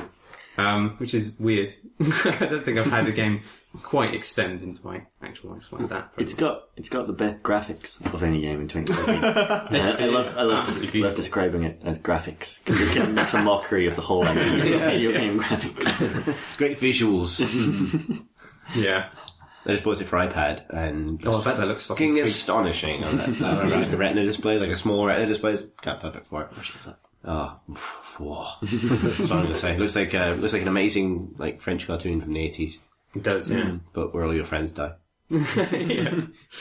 Yeah, and the other game, other than Dark Souls, obviously, which is the best game forever, is a late entry this year. The Talos Principle, which I know you talked about for 3 hours last week, so I won't talk about it very much. But I'm not especially impressed by it as a puzzle game. Like, it's competent, but it feels like there's... How far in are you? I'm very near the end. Okay. I just don't... Like, the kind of mechanics of the puzzles themselves just aren't scintillating in a way that Portals, for example, are. Like, Portal, I think I've said this before on the podcast, but Portal introduces a puzzle mechanic which is to effectively fundamentally change your appreciation of space. You're like, you can align two pieces of distant space together. That's a bit of a mindfuck. This game, you power up things with lasers and you shoot lasers through holes and you go to the right places. I feel like it's a bit unfair on all puzzle games that Portal and Braid exist, because after you've messed with people's time and space and time, there isn't a third one. Yeah. There's that fundamental. It was unfair in Portal 2. Like, Portal 2 introduced things that make you bounce a bit, like a trampoline. Paint in it. Paint isn't as impressive as space. It really isn't. It really isn't. But I mean, that's the bar that's been set, and I don't think the Talos Principle does a particularly good job of vaulting it. And even with the mechanics it has, the puzzles feel quite flat. There's not a real kind of rapid ascendancy through those puzzles, and there's lots of samey mechanics. It's very much a game about tidying. Yeah. It's like logical tidying. Do you go for the stars? Yeah, some of them, yes. So I'm very, very early on it. Last week when we discussed it, I hadn't played it at all, and I have now, and I really like it. And I really like puzzles actually, and the thing about, like, one of the main mechanics is these jammers that you pick up and you point them at anything to disable that thing, but that jammer is then stuck in that place, and if you move it, then you'll re-enable whatever it was you were jamming. And just messing around with those is really fun, and the main thing I really like about it is the reason it works so much better than another puzzle game that would be superficially similar. I keep picking on Cube, and I'm sorry to Cube because it's a very good puzzle game, but it's just a puzzle game and there's nothing else to it. And it's in the Portal format of you solve one puzzle, then you progress to the next puzzle, and you just have to solve that one before you can progress. And Talos Principle isn't. It's not just a hub, but it's a hub of hubs, and you can go between hubs that each have other things spanning off them, and then each section, even before you leave the hub, you're told what kind of puzzles it will have, and there's the green puzzles and the orange puzzles and the red puzzles, and you pretty quickly learn what those feel like and how they're different. And then even within that, there's the objective you're there to get that you have to get to complete the puzzle, and then there's these stars, which are bonus objectives, and getting them, because I'm quite early on, I don't know how much this bears out for the rest of the game, but the first one, I think the first one I got was just some little leap of logic that was quite fun, and I could see it pretty quickly. And then the next one I got was like, okay, to disable the force field in front of this star, I have to power up a red laser receptor, and there isn't a red laser anywhere in this puzzle. There just isn't one at all. And there's a blue laser and there's a blue laser receptor, and you have to use that to complete the puzzle in a conventional way, but there's this star just sitting there behind a force field that just requires a receptor that just simply, there isn't anything that you could possibly use for it in this puzzle. This is the Egyptian level. Yeah. So I've solved it now. I won't say how I solved it, but once... Good. Because it's so absolute, because it's so like, well, this, like, I'd already thought this about a previous puzzle. There was one, my first time I did a red piece, which are the kind of, I guess they're sort of, the guy tells you not to go to the tower that they unlock. And so when you're going after them, you kind of know you're going off the beaten track, and you're kind of like, you're doing something a bit extra, and they are much harder. First one those I got, I was very pleased with myself. And then, this first star thing was like, this is definitely impossible. So that, like, the red piece that I got, that it seemed impossible, and I spent a long time banging my head against it. I'm like, this seems so impossible. And then when I finally saw it, it was kind of, was kind of clever, but it was also kind of something that I just assumed wouldn't work. And the fact that it did work was just a mechanical quirk that hadn't been taught, and so it required a bit of brute forcing. Whereas this one, it was clear, like, I'm not missing something. I know for sure what it's telling me. It's telling me that I have to, the apparatus it's given me is not sufficient to solve this puzzle. And then when I solved that, that was my first kind of like, oh, this is so cool moment with that game. But to get back to the reason that it is my game of the year, despite that stuff, is that all of this stuff is wrapped up in just a fantastically thoughtful narrative about, I suppose, the nature of humanity and the nature of sentience, which sounds really highfalutin, but it's kind of dealt with in quite an accessible way. And and you end up having like a Socratic dialogue about the possibility of machine intelligence with what appears to be an AI, and you are an AI. So it's but not a robot chainsaw dog. no, not indeed. But and the other thing, I know all that's done with. it deals out these. I don't know how much of the game you kind of talked about the setting last week. Did Quite you? a substantial amount. So it's not a spoiler to say that at the beginning of the game you can presume that something has happened to the world. Yeah. Like something bad has happened to humanity, and there doesn't seem to be a lot of humanity left, if any.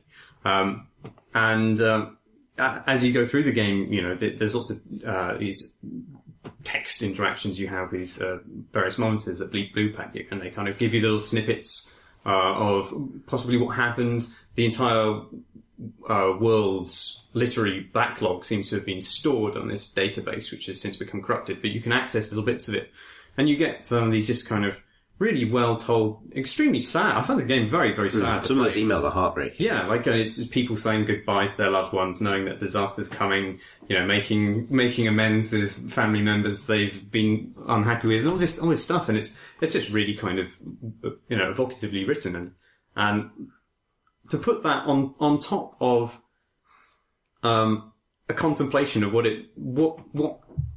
what human endeavour means after humanity has been extinguished, and to add the idea of kind of, the meaning of sentience to it. It's a really, it's attempting to be very profound. I don't think, it's not doing anything especially new philosophically. It's not profound in that sense. It's not, pushing the endeavour of philosophy forward by a century or anything like that. But it is explaining... Unlike Metal Gear Revengeance.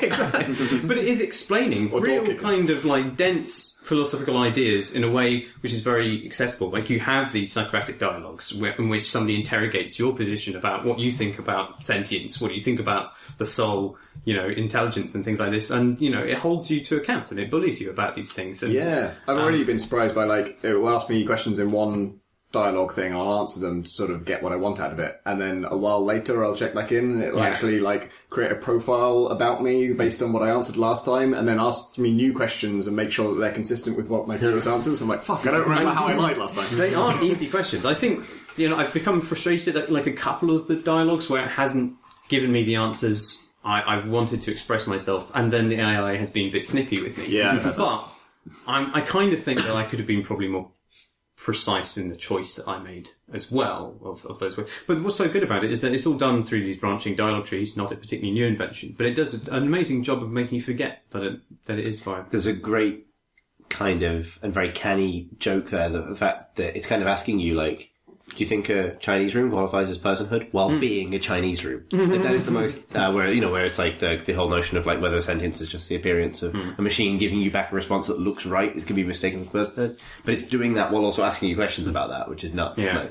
I went with the option that suggests that the sea could well be sentient. I think you said accessible, and that's not the word I would use to describe it, because I think as far as engaging with some pretty kind of knotty philosophical ideas, it's accessible as far as it goes, as in it's more accessible than reading Marcus Aurelius. Yes, yeah. But it's still trying to deliver those ideas in a way which is consumable to people who haven't encountered them. Yeah, for sure. But it's by the standards of philosophy, it's accessible. By the standards of the type of plot you would expect from a game about collecting giant Tetris pieces, it's substantially accessible. You know what I mean? Because I think it's quite heavy going. Actually, I think there's something that struck me about the game is that you tax yourself solving quite tough logical puzzles, and then you engage a completely different half of your intelligence with these philosophical contexts.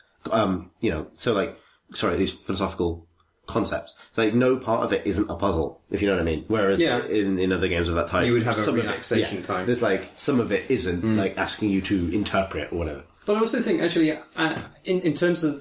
Because you could have that game and it feel very binary. Like, you do the puzzles, then you do the story, then you do the puzzles. But actually, the story does set out quite a compelling context for the puzzles existing. Even though I think the puzzles are probably, are a bit crass in, like, you wouldn't need to have stars and things like that. The language of the puzzles, Tetris blocks and things like that feels a bit tawdry. But, there's a good reason for it being a puzzle game, I think. For sure. Does it feel Apart from like the Tetris blocks. does it feel like the culmination of everything Crow Team have been doing for years of making The next logical games? step in the action shooter. It's the most serious, Sam. That's very You would good. have put better money on them, having those existential conversations with a robot dog or a headless man with bombs for hands. Is a man with bombs for hands a person? Can he cut his own hair? Yeah. Those are my games of the year. It's Those are our actually games of the year. so. We talked before about like what kind of year it was for games, and it sort of didn't have maybe a sort of central like massive big hitter or something. And the interesting thing about our picks, I think, is that they're all different, except for like Dark Souls. Like it's amazingly widespread. I thought it would be like sort of like split three ways between Dragon Age, Alien, and Far Cry. But no. Which is It's cool, been an I think. extremely diverse year in its output. I think it's why it's exciting. More exciting than having 3 great games. Like a Dishonored and a Bioshock and a Thing. Yeah, I think I prefer the breadth. Me probably. too. Can I talk about Elite for a little bit? Sorry to kind of hijack the thing. I don't have to if we... Yeah, go for it. Yeah, because it's fresh and I kind of want to talk about. So I've just gone back. So because Elite really could genuinely be one of my games of the year. I just feel like I've sunk. Because I mean, I put a lot of time into the beta and like that a lot, and it's a different game now completely. Like it's so much more substantial in its released version. But it's also really interesting because it's like if you have no interest in that fantasy of like being a space guy in this kind of like independent model of space capitalism, I don't think the game has any appeal whatsoever. Like it has nothing else to offer, right? Like it is this phenomenal realization of a fantasy that's pretty widely held. So it's not like the most specific thing. It's not quite European Truck Simulator or whatever in terms of like who is this for? Although that game has a huge following because it turns out that's actually for a lot of people. But it's so I've been playing. I probably played about 10 hours so far since yesterday. Like I played quite a lot of it, and a lot of that time initially was spent like running missions and doing things that were profitable in the beta, like trading a bit and buying and selling commodities and things. And it's just flying around. The flight model's amazing and everything feels great and the interface is just astonishing. Like it should just get every Game of the Year award for how to do interfaces ever because nothing feels like it doesn't belong in the game and it embodies you so completely to the extent that they've changed a lot of things about the interface. One of them is that when you load into a station now and you connect to the station's computer, it appears in front of you as a screen that you select things from. You can access the jobs board and the outfitting thing and whatever. But that screen isn't, that's not the menu you're on now. That is just something that's being projected into your ship, by the station. So if you want to use your ship's other computers, you can just by looking away from it. And it's things like that. Like, I was looking at a mission trying to figure out where it was going to send me because I didn't want to go too far away. And I would normally thought I'd have to close the menu and go and open my navigation menu, but I just looked to the side at my navigation menu. And that sense of like being there, like that is either the most exciting thing you've ever heard, if you've ever fantasized about being, a bounty hunter or whatever, looking at lots of different screens, or the most boring thing you've ever heard because it's substantially about I could see 2 menus at once. And that's the thing. That's the game's great kind of like dichotomy. Is like, Are you playing on a Rift? No. Right. Just on I use a gamepad because I don't have access to a proper flight stick at home. But you look around your ship to access menus and things because a lot of context sensitive stuff. And I did that stuff for a while. They've downplayed trading quite a lot. It's still possible, but it's less essential than it was. Like I quite easily saved up for the ship I want through a mixture of slightly illegal missions like finding and smuggling stuff, and fighting, combat. Like you pay quite a lot of money for bounties. And now it's sort of settled into this point where I hunt bounties for a living. That's what I do, is I find people who are wanted and I kill them and take their bounty. NPCs mostly. And I built a ship for that. And now that feels like that's my job. Like, that's my job in space. Like, I went out before we were recording the podcast, like, before I cooked dinner, I thought I had time for one more outing. You know, because I've got a budget for a certain amount of ammo. It costs me, like, every time I go out to hunt, it costs me money, like in fuel and ammunition. And so I have to kind of like I have to get something out of it, or I've lost money on that run. And all this stuff is just budgeting for your space life. You know what I mean? It's not like gamey at all, really. Like at launch, go to Super Cruise, which is kind of like the mid-level of its 3 stages of faster than light travel, and sort of hair around the system, and I can pick up and just look at my scanner, just staring at the context window, seeing what's jumping up. And every time a new ship appears, I flick through that list and you know, look and see if any. Most of them are clean. Most of them have no bounty. And then occasionally you'll get one that's wanted. And sometimes it's not worth very much. It's like, it's a 1k bounty, which is like a parking fine. And I'd pass it by now. I used to go for them, but now it's like, I'm looking for the... You should be intergalactic parking inspector. Yeah. Go around clamping people's space cars. That's the feeling that I find so impressive. It's that moment where you kind of graduate from, like, you kind of sort of just naturally and psychologically graduate in your own mind in terms of like what you'll go after. And the game doesn't say like, you're a level 5 bounty hunter now, go for these guys. It's just that I feel like I'm above it now slightly. So it's like, I saw it, you know, but like, and it's like, I was scanning like 3k, and then I saw a guy in a ship I hadn't seen before, like a fairly big thing, but I can usually take them. And it was like, he had a 65,000 credit bounty. And I just had this moment where I fucking like put the little like leaning out the spaceship window and put the little flashy light on the and because it's like, that's a score, and that's then your sci-fi story, right? Like that's the, you know, like that's the big score that you want other bounty hunters to be coming in to try and get. And they've done some really great things. And so this is the story of the game when it sort of works perfectly. And there are some technical wobbles with this. But then you kind of like, you pull in out after the guy, and I've got an interdiction device on my, a frameshift interdictor, which is the thing that pulls people out of FTL. And it used to be that getting pulled out of FTL was something that could only happen to you and only be done by NPCs, and it would just be, you get a little warning that says that you're being interdicted, and then you both it is interdicted. Interdicted? Yeah, That's what I thought, yeah. I was thinking like I would indicted. have thought, yeah. I would have said interdicted. Interdicted is really... I've never heard it said out loud, so... It's interdiction, but yeah, I don't know. Anyway... you're being an interdict. Yeah, you're being an interdict to someone. And they've done this really cool thing where when you... This happens whether or not you're being interdicted or you're interdicting someone else, where you kind of like come behind them and you like fire this like basically tractor beam at them. And then you kind of like latch to them, and if regardless of which side of that, you know, interdict and interdictee you are, you kind of then are like challenged to kind of like hold your targeting reticule, if you're trying to catch them on their ship as they kind of like try and get out of the way. But everything about the game, so all the controls change suddenly, and the sound changes completely, and the visual effects change. And you're in kind of like tumbling column of blue light trying to hold onto this ship in front of you, and like the reticules kind of like come in like waypoints around them, and it does this kind of like weird effect where like the rest of space is suddenly like distorted, like you're high, and it shouldn't work, but it does. Like suns kind of like look like they're on fire, like stars look like they're kind of like their light is kind of like stretched. Because the idea is that you're tumbling out faster than light, and you're like shifting the properties of matter to try and lock this thing down. Because the way the FTL works is by like, you know, compressing space. So you're kind of like uncompressing the space around them. And it looks like that, and it feels fucking amazing. Like, cause you kind of grab them, and if you're being attacked, you are challenged with kind of like flying out of that tunnel, like trying to shake it free.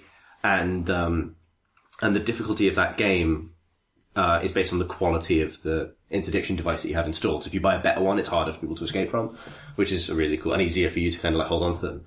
And then when that works seamlessly, because at the moment when it's doing this, it's kind of like pulling both ships into the same instance of the server so that they can fight each other or whatever. Because that's what it's doing, is like, you know, loading between different levels of the server's awareness of what's Trap going on. you on a server in Denmark, you fucker. Exactly, yeah. And so sometimes it'll just wig out and you'll end that encounter and you just won't be in the same area of space. From once from it'll crash. But when it does work, you both kind of just like come tumbling out of space and then you see them kind of like exit hyperspace in front of you and then you just sort of like thump in next to them. And then that's why when both ships are like scrabbling to like get hard points deployed and like shunting power around and like that feeling, like that is, like that's exactly what I want from that game. That one moment of like, I've caught them. And then you jump out of hyperspace next to them, and now space fight. Like that is, I mean, if that story, if that fantasy isn't exciting, and if doing that over and over and over and over again to like gradually level up and afford the next ship and incrementally upgrade your ship and kind of buy things for it, and treating that like a job isn't exciting, then I don't know if I can recommend it. But they've nailed that thing, whatever that is, of chasing and attacking a spaceman. So is like people who grew up with Elite think of it as a trading game rather than a kind of hunting game. Yeah. Is the trading stuff substantial and interesting? I think it is. It's just I did so much of it in the beta I haven't gone back to it yet. Like I've decided this is my bounty hunter life and I'll see how long I get. So the way it works is, I mean, well, do you say that Elite was about trading? The Elite the name of the game is always referred to the highest combat rank. So like the reason the new one's called Elite Dangerous is because Elite Dangerous is a new gradation of Elite. There's a way of becoming, because I think only so many players can be elite.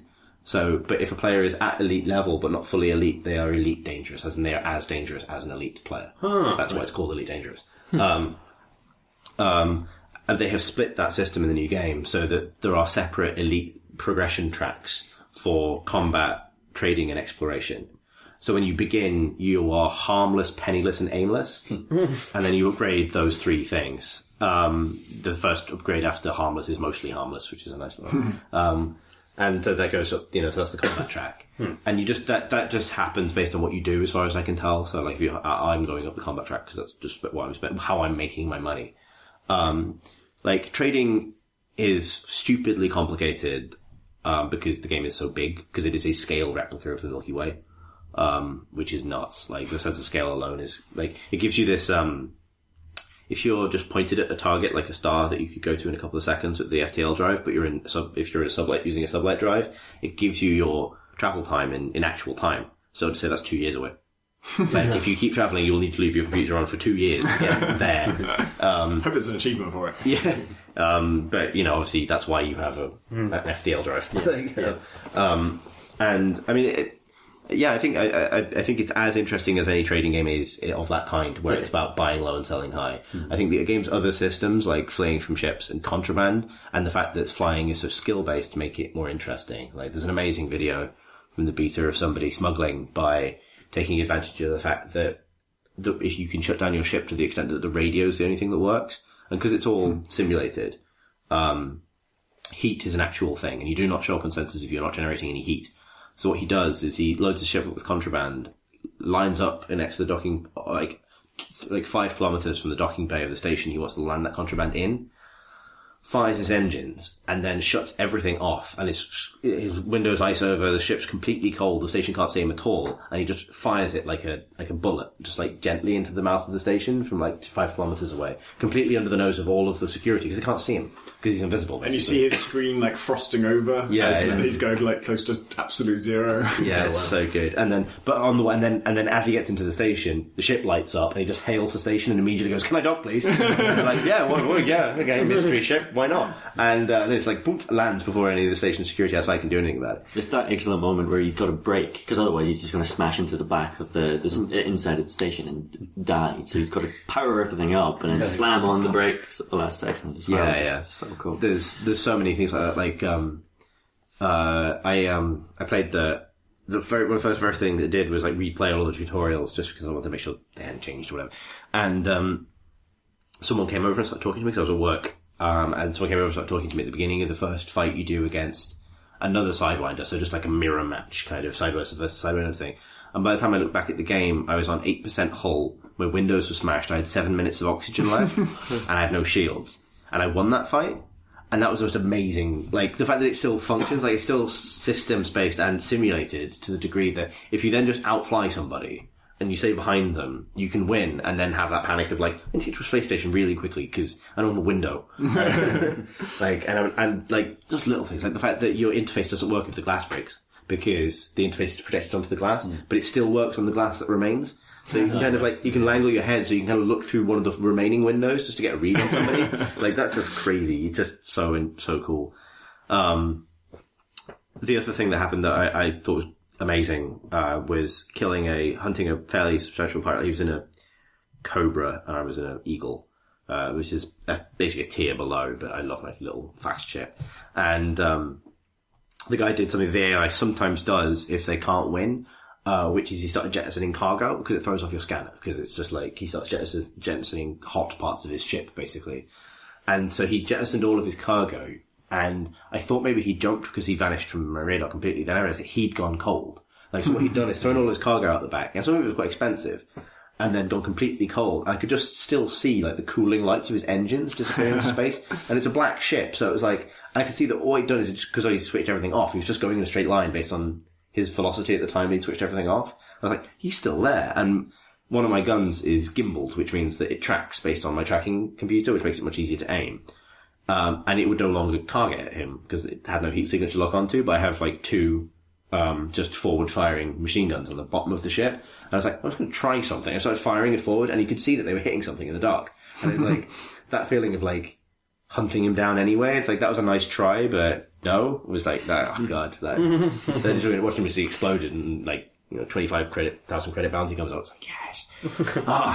It's so good, but so empty of stuff other than, you know what I mean? Like, if you want, it's going to need months to see if their promised, like, player-driven space plot stuff bears out, or really if player interaction amounts to much because it's so sporadic. What could people actually achieve? Like, from everything you told me, it all sounds really exciting, and I also don't need any other people to be in the universe.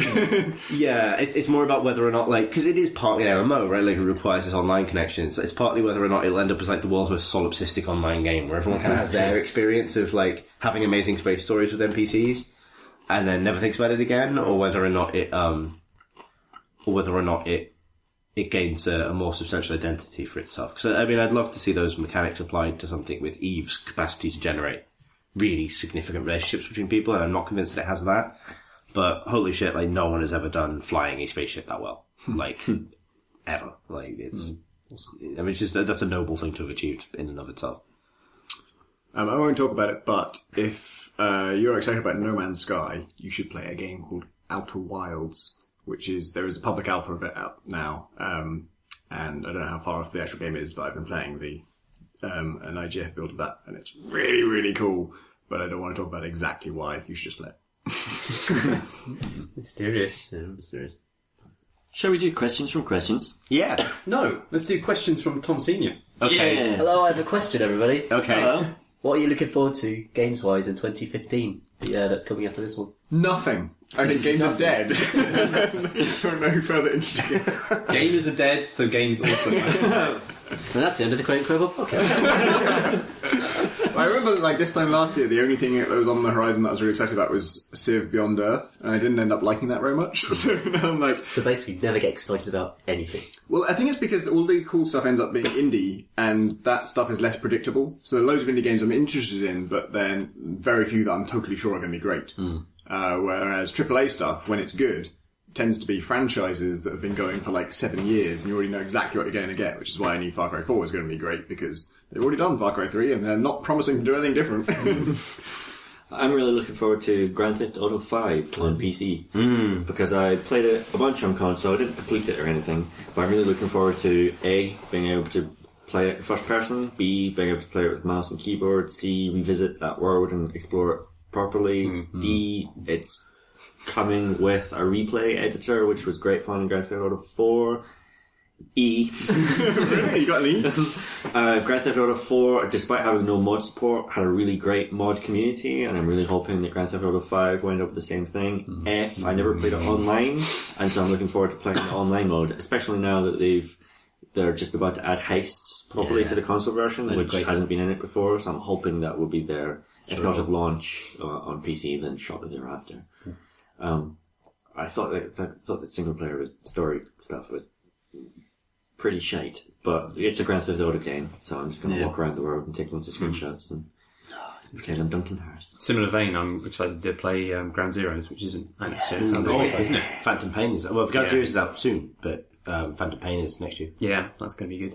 Yeah. I watched a video of that where I think it was, actually I don't even know if it's Ground Zeroes or Phantom Pain, but it was multiplayer, and you can set up your own base, and then other people can invade it. Yeah. And basically it's a stealth mission for them, but you decide where the turrets are and where to place guards and stuff. That was Metal Gear Solid Online, right? No. Well, Metal Gear No, it's Online? That's regular Phantom Pain. Oh, okay. Metal Gear Solid Online is like the competitive thing, with the team-based Right, I thought thing. that's what... okay, No, right. Phantom Pain is you can fly back to your base, and if you balloon capture guards or whatever, they go back to your base. Yeah, and so this you can guy, use them he'll to- trank a guard and then he'll attach a balloon to the guard, and the guard floats up into the sky, and then I guess one of his planes comes and picks it up. But then he also, you just steal their resources, they're all in those massive steel cargo containers, and you just attach a balloon to those and they fly up into the sky. It's fine. You've got really good balloons. You wouldn't believe the amount of not air that's in those balloons. You could find... Sorry, go on. So, in one bit of this video I was watching, I was already impressed because I'd never really seen that before. I'd heard that you could attach a balloon to a dog, and that seemed great.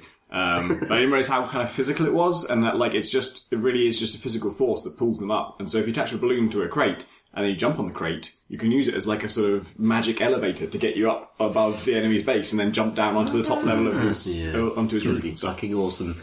But Metal Gear Online is the other thing where you can kind of cooperatively assault bases. It's also competitive mode. But that shit's free with Metal Gear Solid 5 Phantom Pain. Oh, so I was confused as to whether it was a separate game in its entirety then. Is it... It's like a the same multiplayer thing. mode, Yeah, it's but- basically a multiplayer mode, yeah. Right. And it's all part of the same package. I think that was going to be my pick. Metal Gear Solid 5 is going to be fucking amazing. Feel it in my bones. It's 5 Phantom Pain. Yeah. And Ground Zeroes. Ground Zeroes. Ground Zeroes is also called Yeah. Solid 5. I knew I was going to regret Ground asking Zeroes. this. Phantom Pain is the one. That's the one. It's an open world stealth game. Yeah. No one's made that. I really want to play that. Far Cry 4. Yeah. I always think of Far Cry as being like a shooter first and then a stealth game, but I guess you can play it as a stealth game. This would be I a never better play stealth it. game. It does, I think it was TGS, they released the video of you find a wolf pup who also has missing an eye, and then you capture it and take it back to base, and the next time you see it, it's all grown up and it's wearing an eye patch, exactly like you do. Yes. I like that. Tom rolled your eye. But I did a bit. And it's wearing a box on its head. And it's watching a 15-minute cutscene. I'm excited about Pillars of Eternity. Sorry. yeah. That was delayed admittedly, but I'm just really excited for that. And What is that? That's The Numenera. that's no. Oh, no, hang on, sorry, that's...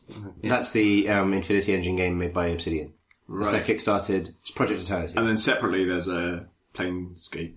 yeah, Sorry, yeah, Torment Torment Tides of Numenera, which is In Exile's Kickstarted thing. I'm excited about that, but that feels less fuzzy as a 2015 game, honestly.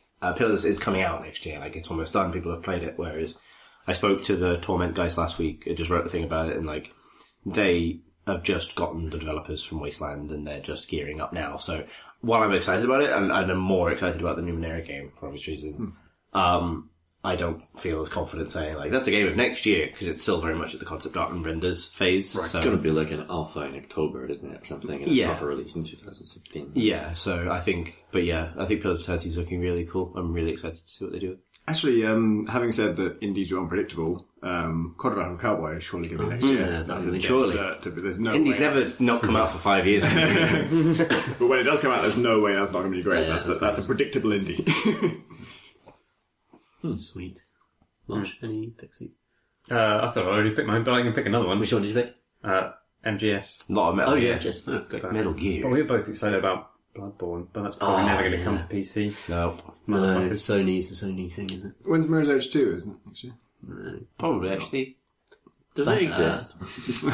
It's going to be Battlefront, Star Wars Battlefront is what DICE, Oh, yeah. DICE will make next year, and then Mirror's Edge maybe after that.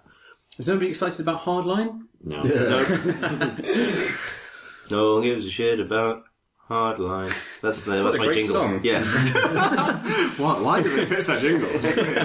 It's sung by Randy Newman. Randy Newman's Battlefield Hardline.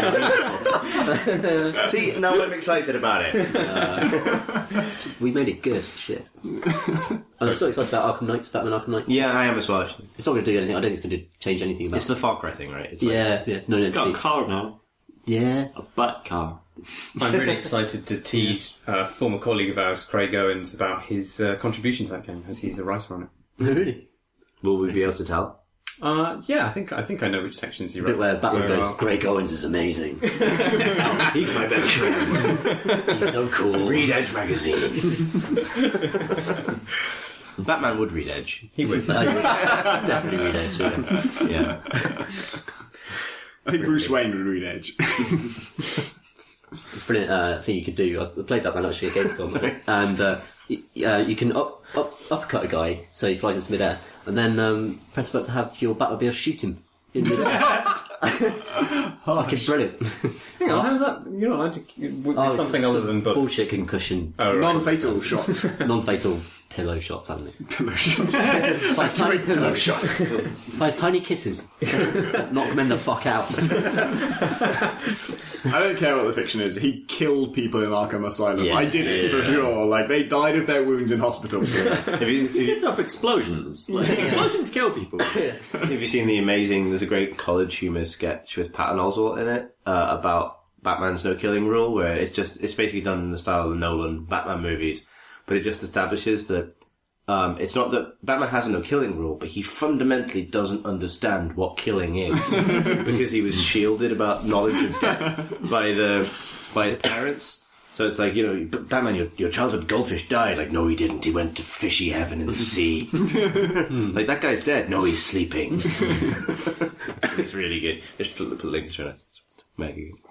It's good. Should we do questions from... Actual questions. Yeah. This question is also from someone called Thomas. He writes, "The weather outside is frightful, but your podcast is so delightful. And since we've got no place to go, what's the best in-game use of snow?" Very good. Please don't feel limited to answers about existing games.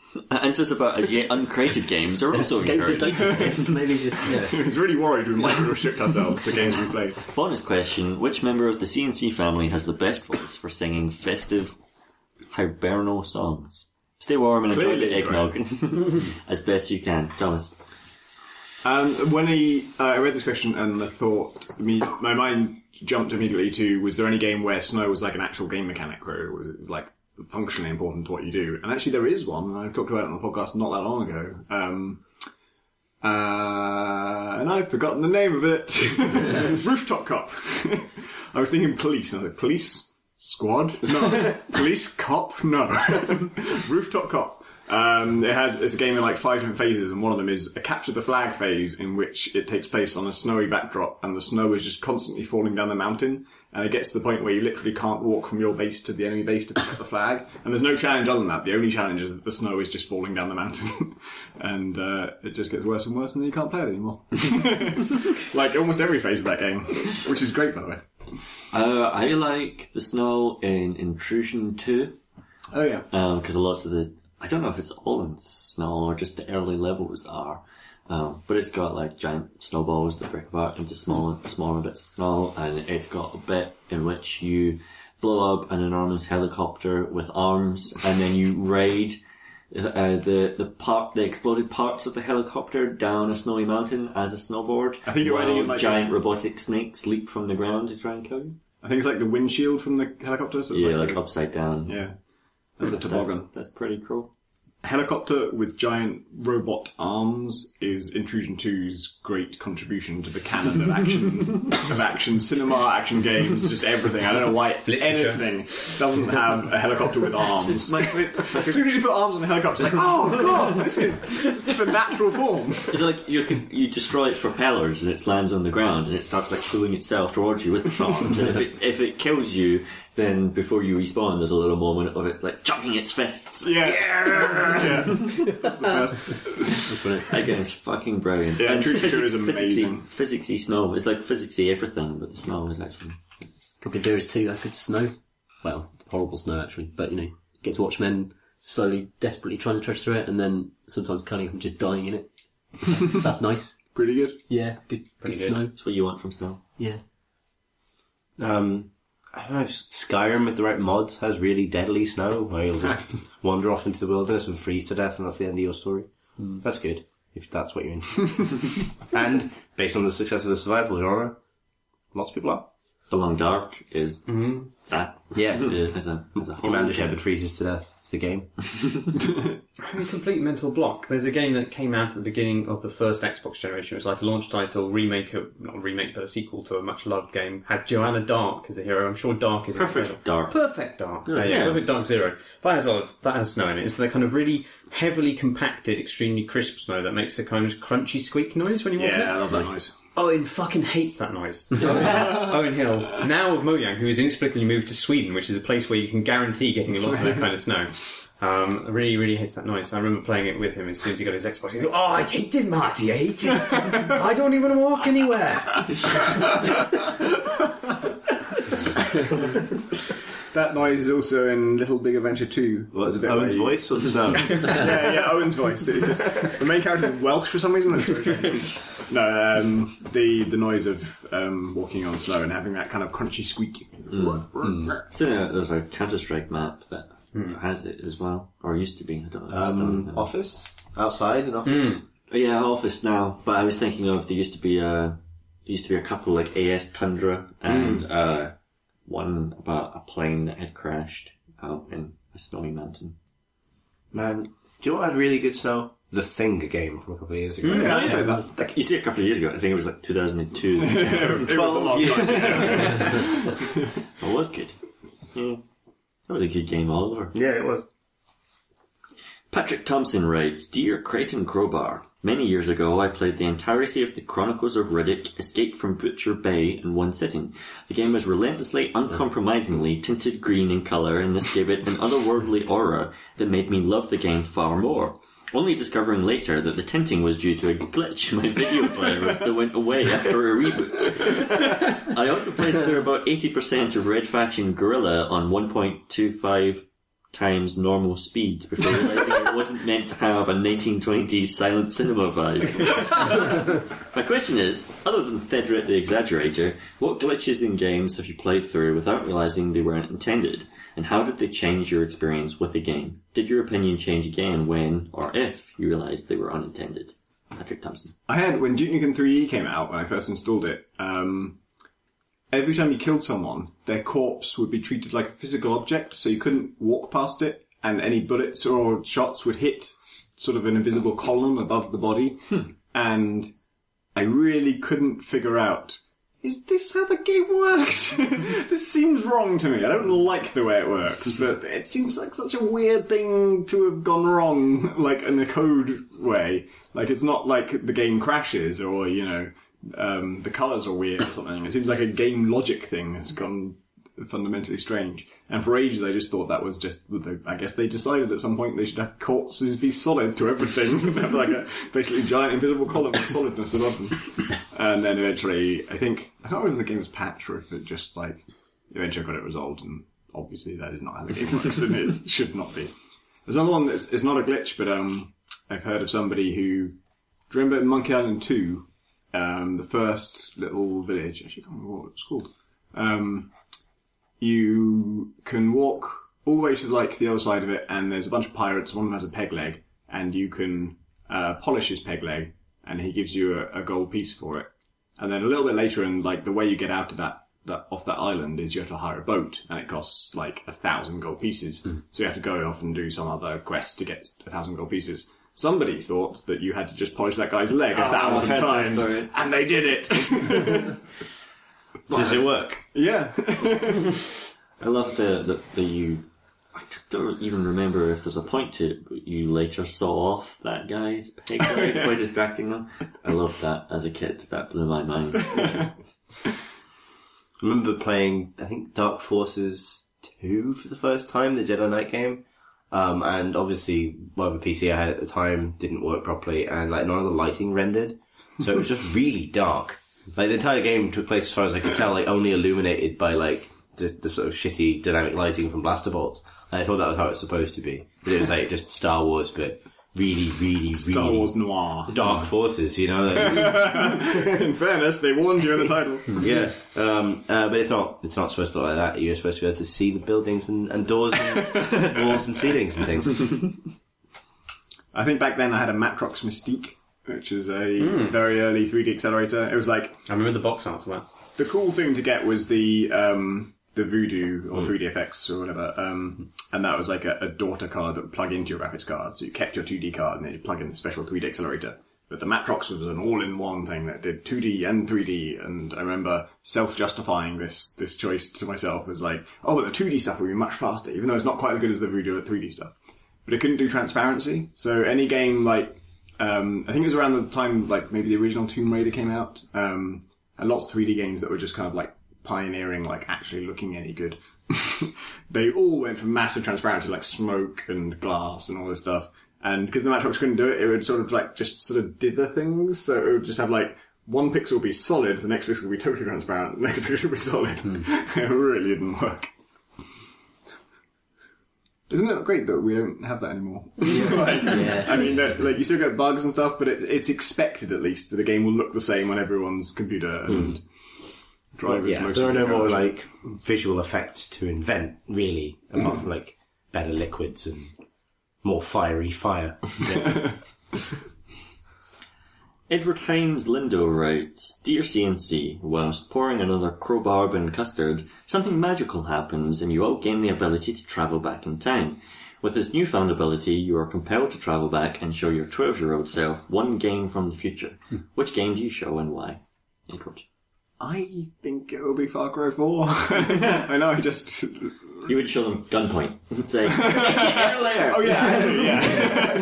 Of course I would. No, maybe I wouldn't, because, I mean, like, maybe releasing Gunpoint 1 year earlier would have been good, but any earlier than that, it was before the indie boom, and you wouldn't really do that well with that game.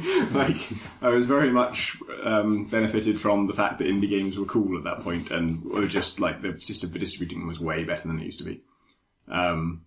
But yeah, in terms of like a game that would blow my younger self's mind, I think Far Cry 4 just it just has everything, you know. It's like, it's an amazing stealth game, and it's like back then, what 3D open worlds did you have? Fucking none. It didn't exist. So like, oh, there's just a whole country here, and you just walk around it, and there's like animals and shit, and they all interact with each other. Crazy stuff happens that has nothing to do with you, and there's this story of it shit. But there are these just outposts just lying there, like, dozens and dozens of them all across the land, and you take them down however you like, using any weapons you want, and it's a pretty good action shooter and an amazing stealth game. It's got so much to it that I think my mind would not just be blown, but it would be repeatedly blown, like, again and again for the course of, like, 4 weeks or something. Like, oh my god, there's this thing, you could get in a fucking hang glider! It's kind of hard to top that. I mean, This is obvious. Sorry, go. probably I'd still go back and show my younger self Gunpoint and say, Fuck you! Mine's also motivated solely by personal gain, and I would show my 12-year-old self Dota and say, this is going to be invented in like a year and a bit. It looks dumb. Learn it. Just learn to be really good at it. Be one of the first people who's really good at it, because in a couple of years you could be a millionaire. For fuck's sake. Learn this. I picked Mass Effect. Because of all the science fiction books I was reading at the time, all the events, that was the only game that actually properly fed that, and no other games did before Mass Effect. Simon Hodkinson writes, Dear Creighton Crowbar, one thing games can do particularly well is to use their mechanics to tell a story or illustrate a theme. The obvious example would be the way that scene in Bioshock makes us as players a part of its debate on freedom versus obedience. And we'll just gloss over how the rest of the game then sort of pretends it doesn't happen. Or there's Crusader Kings and the way its procedural personalities drive all kinds of political intrigue in line with the spirit of the era. Recently, though, I've been thinking about how game-like structures and rule sets now seem to be showing up as a storytelling device in other media. Examples that spring to mind include the webcomic Homestuck, in which both the characters and the readers are subject to gaming mechanics, and Inception, a film about emergent gameplay within rule-driven environments. On the other hand, lots of fiction has always been about rules and processes and constraints to some extent, so am I overreaching here? Do you think games are making a significant impact on other storytelling media, and do you have any favourite examples of game-like stories? Yours with Christmas cheer, Simon. Sounds like you disagreed with his Inception example. It didn't strike me as being a film about emergent gameplay within rule-driven environments. Yeah, I liked a lot about it, but there are a lot of logical inconsistencies with the way the rules work. In some cases, the world in which you're dreaming, the physics of that world carry over into the dream world, and in other cases they just don't. Like, there's a bit where, they're weightless in this world because the parent world is weightless, but then the dream they're having within that other world, they're not weightless. Just because, I don't know, it just doesn't carry across in that way particularly. Yeah. But Edge of Tomorrow super is very gamey, because it's about a guy who every time he dies he gets reset to the previous day and then he has to replay his life again, so it's exactly like dying and respawning. What's the Duncan Jones one with Jake Gyllenhaal? No. Source Code. Source Code, yeah. Which, from the title you can already see it's probably going for a video game direction. He's a big gamer, and I think he's explicitly said it was very much inspired by video games. That's Jake Gyllenhaal has to stop a terrorist attack. He's not actually really in the world. He's sort of exploring memories or a recording of the world in some way. Sort of virtual reality. It doesn't actually make a lot of sense. But again, it's like every time he dies, he goes back to the start and he has to do it again. But the thing that interested me about this question was that I think I really respond to films and books and linear storytelling that feels like it takes place in a world that does have consistent rules the way games have to. Games just, like, you can make a scripted game which makes up its rules, but even that's sort of it's a system of sorts, and it has to behave consistently within each section, at least. And obviously the games I like tend to be the ones where the systems are very broad and they apply in lots of different contexts, and it feels like the rules are real and they're not there for story purposes, they're there because that's how that world works. And anytime I'm watching a film or reading a book that feels like the world actually has consistent rules and obeys them, it always makes it so much more real for me. And I feel like games are actually a really good tool for storytellers to kind of get at a story that will feel real, that will feel like it. Because the point is not to make your story realistic, it's just to make it feel like these things happened as a natural consequence of the rules of this world and what those people did. And if that doesn't feel that way, it will feel like bullshit and it will be less engaging. Yeah, I mean, it's Deus Ex Machina. It's, we want a contract of trust between the author of a thing and the audience that's experiencing it. And that's... There is no one of that trust at the moment in Hollywood. I think Hollywood's producing films which exactly frustrate me on the level of causality and logical continuity. I think you should all be injected with a bit of game logic. It would help. It's why I prefer systemic games as opposed to scripted games, because scripted games do tend to, for this cutscene, we're going to introduce a QuickTime event, which we've never used before up until now, or has whole new rules. It's also like my favourite example of this in linear media is Death Note, which explicitly sets out rules at the start of its world of like, this is how it works, and then it's not great all the way through. I don't like the last third of that show, but it doesn't break the rules. They just find more and more ways of operating within it, and that makes it feel really clever and really smart. And Demon. Oh yeah. Demon. Yeah. This is a webcomic, and a real comic by Jason Shiga, I think his name, about demonic possession, and he's a giant nerd. I've read some of his previous work, and it's also incredibly nerdy. And all of his main characters are very kind of smart and detached, and they kind of try and figure out the logic of their situation and deduce a very large amount of information from not knowing that much about what's going on. And so this guy who experiences demonic possession is really interested in, like, how does this actually work? What are the technicalities of it? Like, in this situation, how would it work? What if I, did this? How would it unfold in this way? And he's got an ability that is kind of incredibly powerful, but you really need to know exactly how it works. You need to know on a very technical basis, like, if this person's there and that person's there, what will happen in this situation? If they're slightly further away, usually to at least one of those people, possibly both. And he's completely amoral, kind of horrible. And that makes it all the more entertaining. And his experiments kind of, it's always him outwitting that because the people hunting him know exactly how his power works as well. And so he's trying to use it in an even more clever and emergent way than they are expecting him to. So they know the rules, he knows the rules, it always obeys the rules, and they have one thing where they're thinking, okay, we've got to make sure he can't do this, we've got to make sure there's no way he can use his demonic possession to get out of the situation in this way.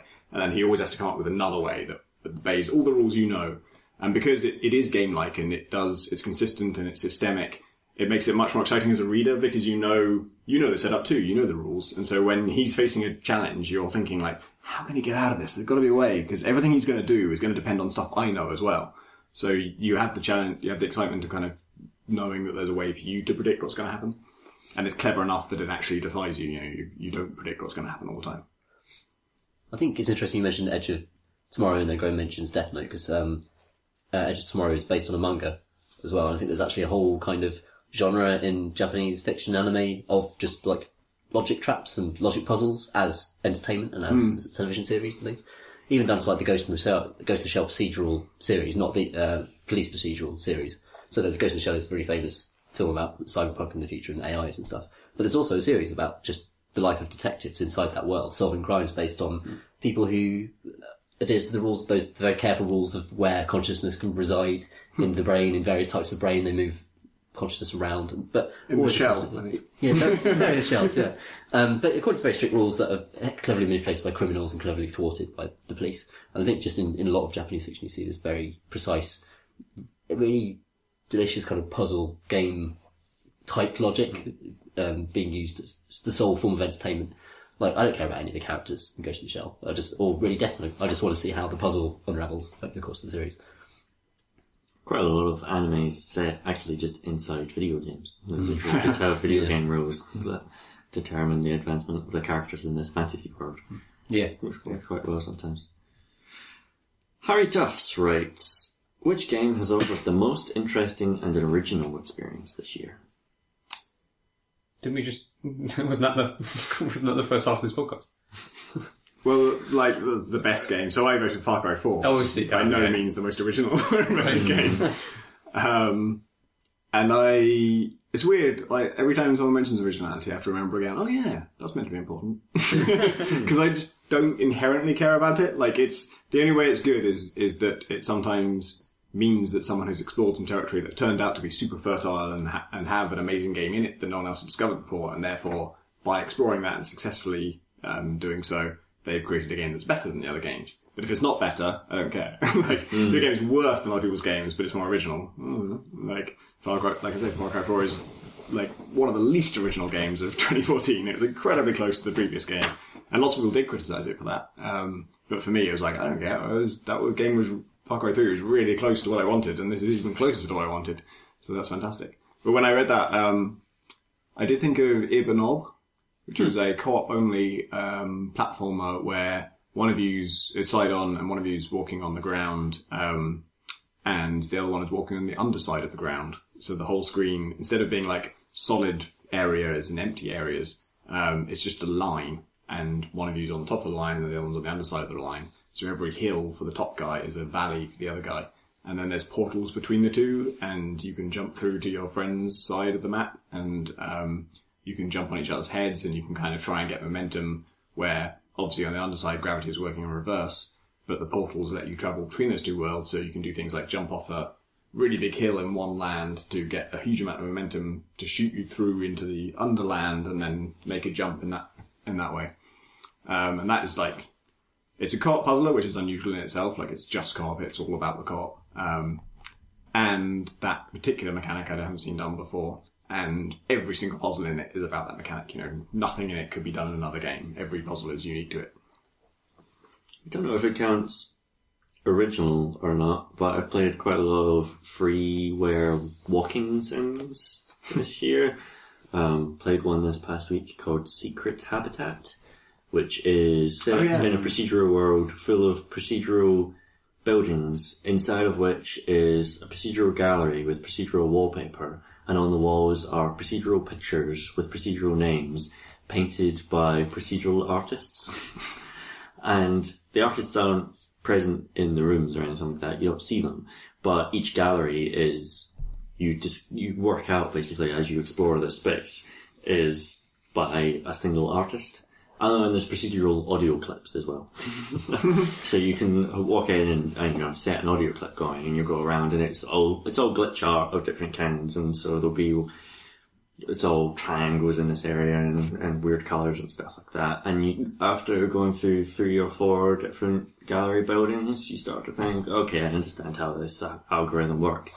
But then you'll go into one which will just be radically different in some way. Like, it will be a colour you've never seen before, and it won't be triangles anymore, it'll be squares, or it'll just be like huge single colour blocks of colour. And it kind of, over the course of exploring this space, and it is very, very beautiful, kind of mimics in some way the experience of going to a really good museum or gallery and exploring and kind of having your perception tweaked a little bit as things surprise you, and you, with the strange juxtapositions of different artists and that sort of stuff. And it actually does a really great job of mimicking that.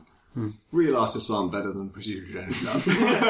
I've been to a lot of art galleries, I spent a lot of time there, and it is an interesting experience, and it's a positive thing, but the meaning I get from them is always kind of like, I'm always thinking like, yeah, but if you randomly generated an image, it would probably be about as interesting as that. Like, it is interesting, but it's only interesting because it's a bit different to things I've seen before, and you can sort of generate that. See, I think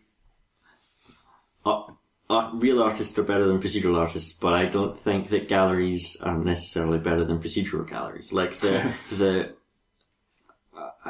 I can just sit at home on the internet and see lots and lots and lots of great works of art, pretty easily, but the advantage of a gallery is that it's a curated space, and that can create moments of serendipity or juxtaposition, and kind of brings something new to the experience of viewing those images. And you can kind of force that just through accidental juxtapositions of randomly created images.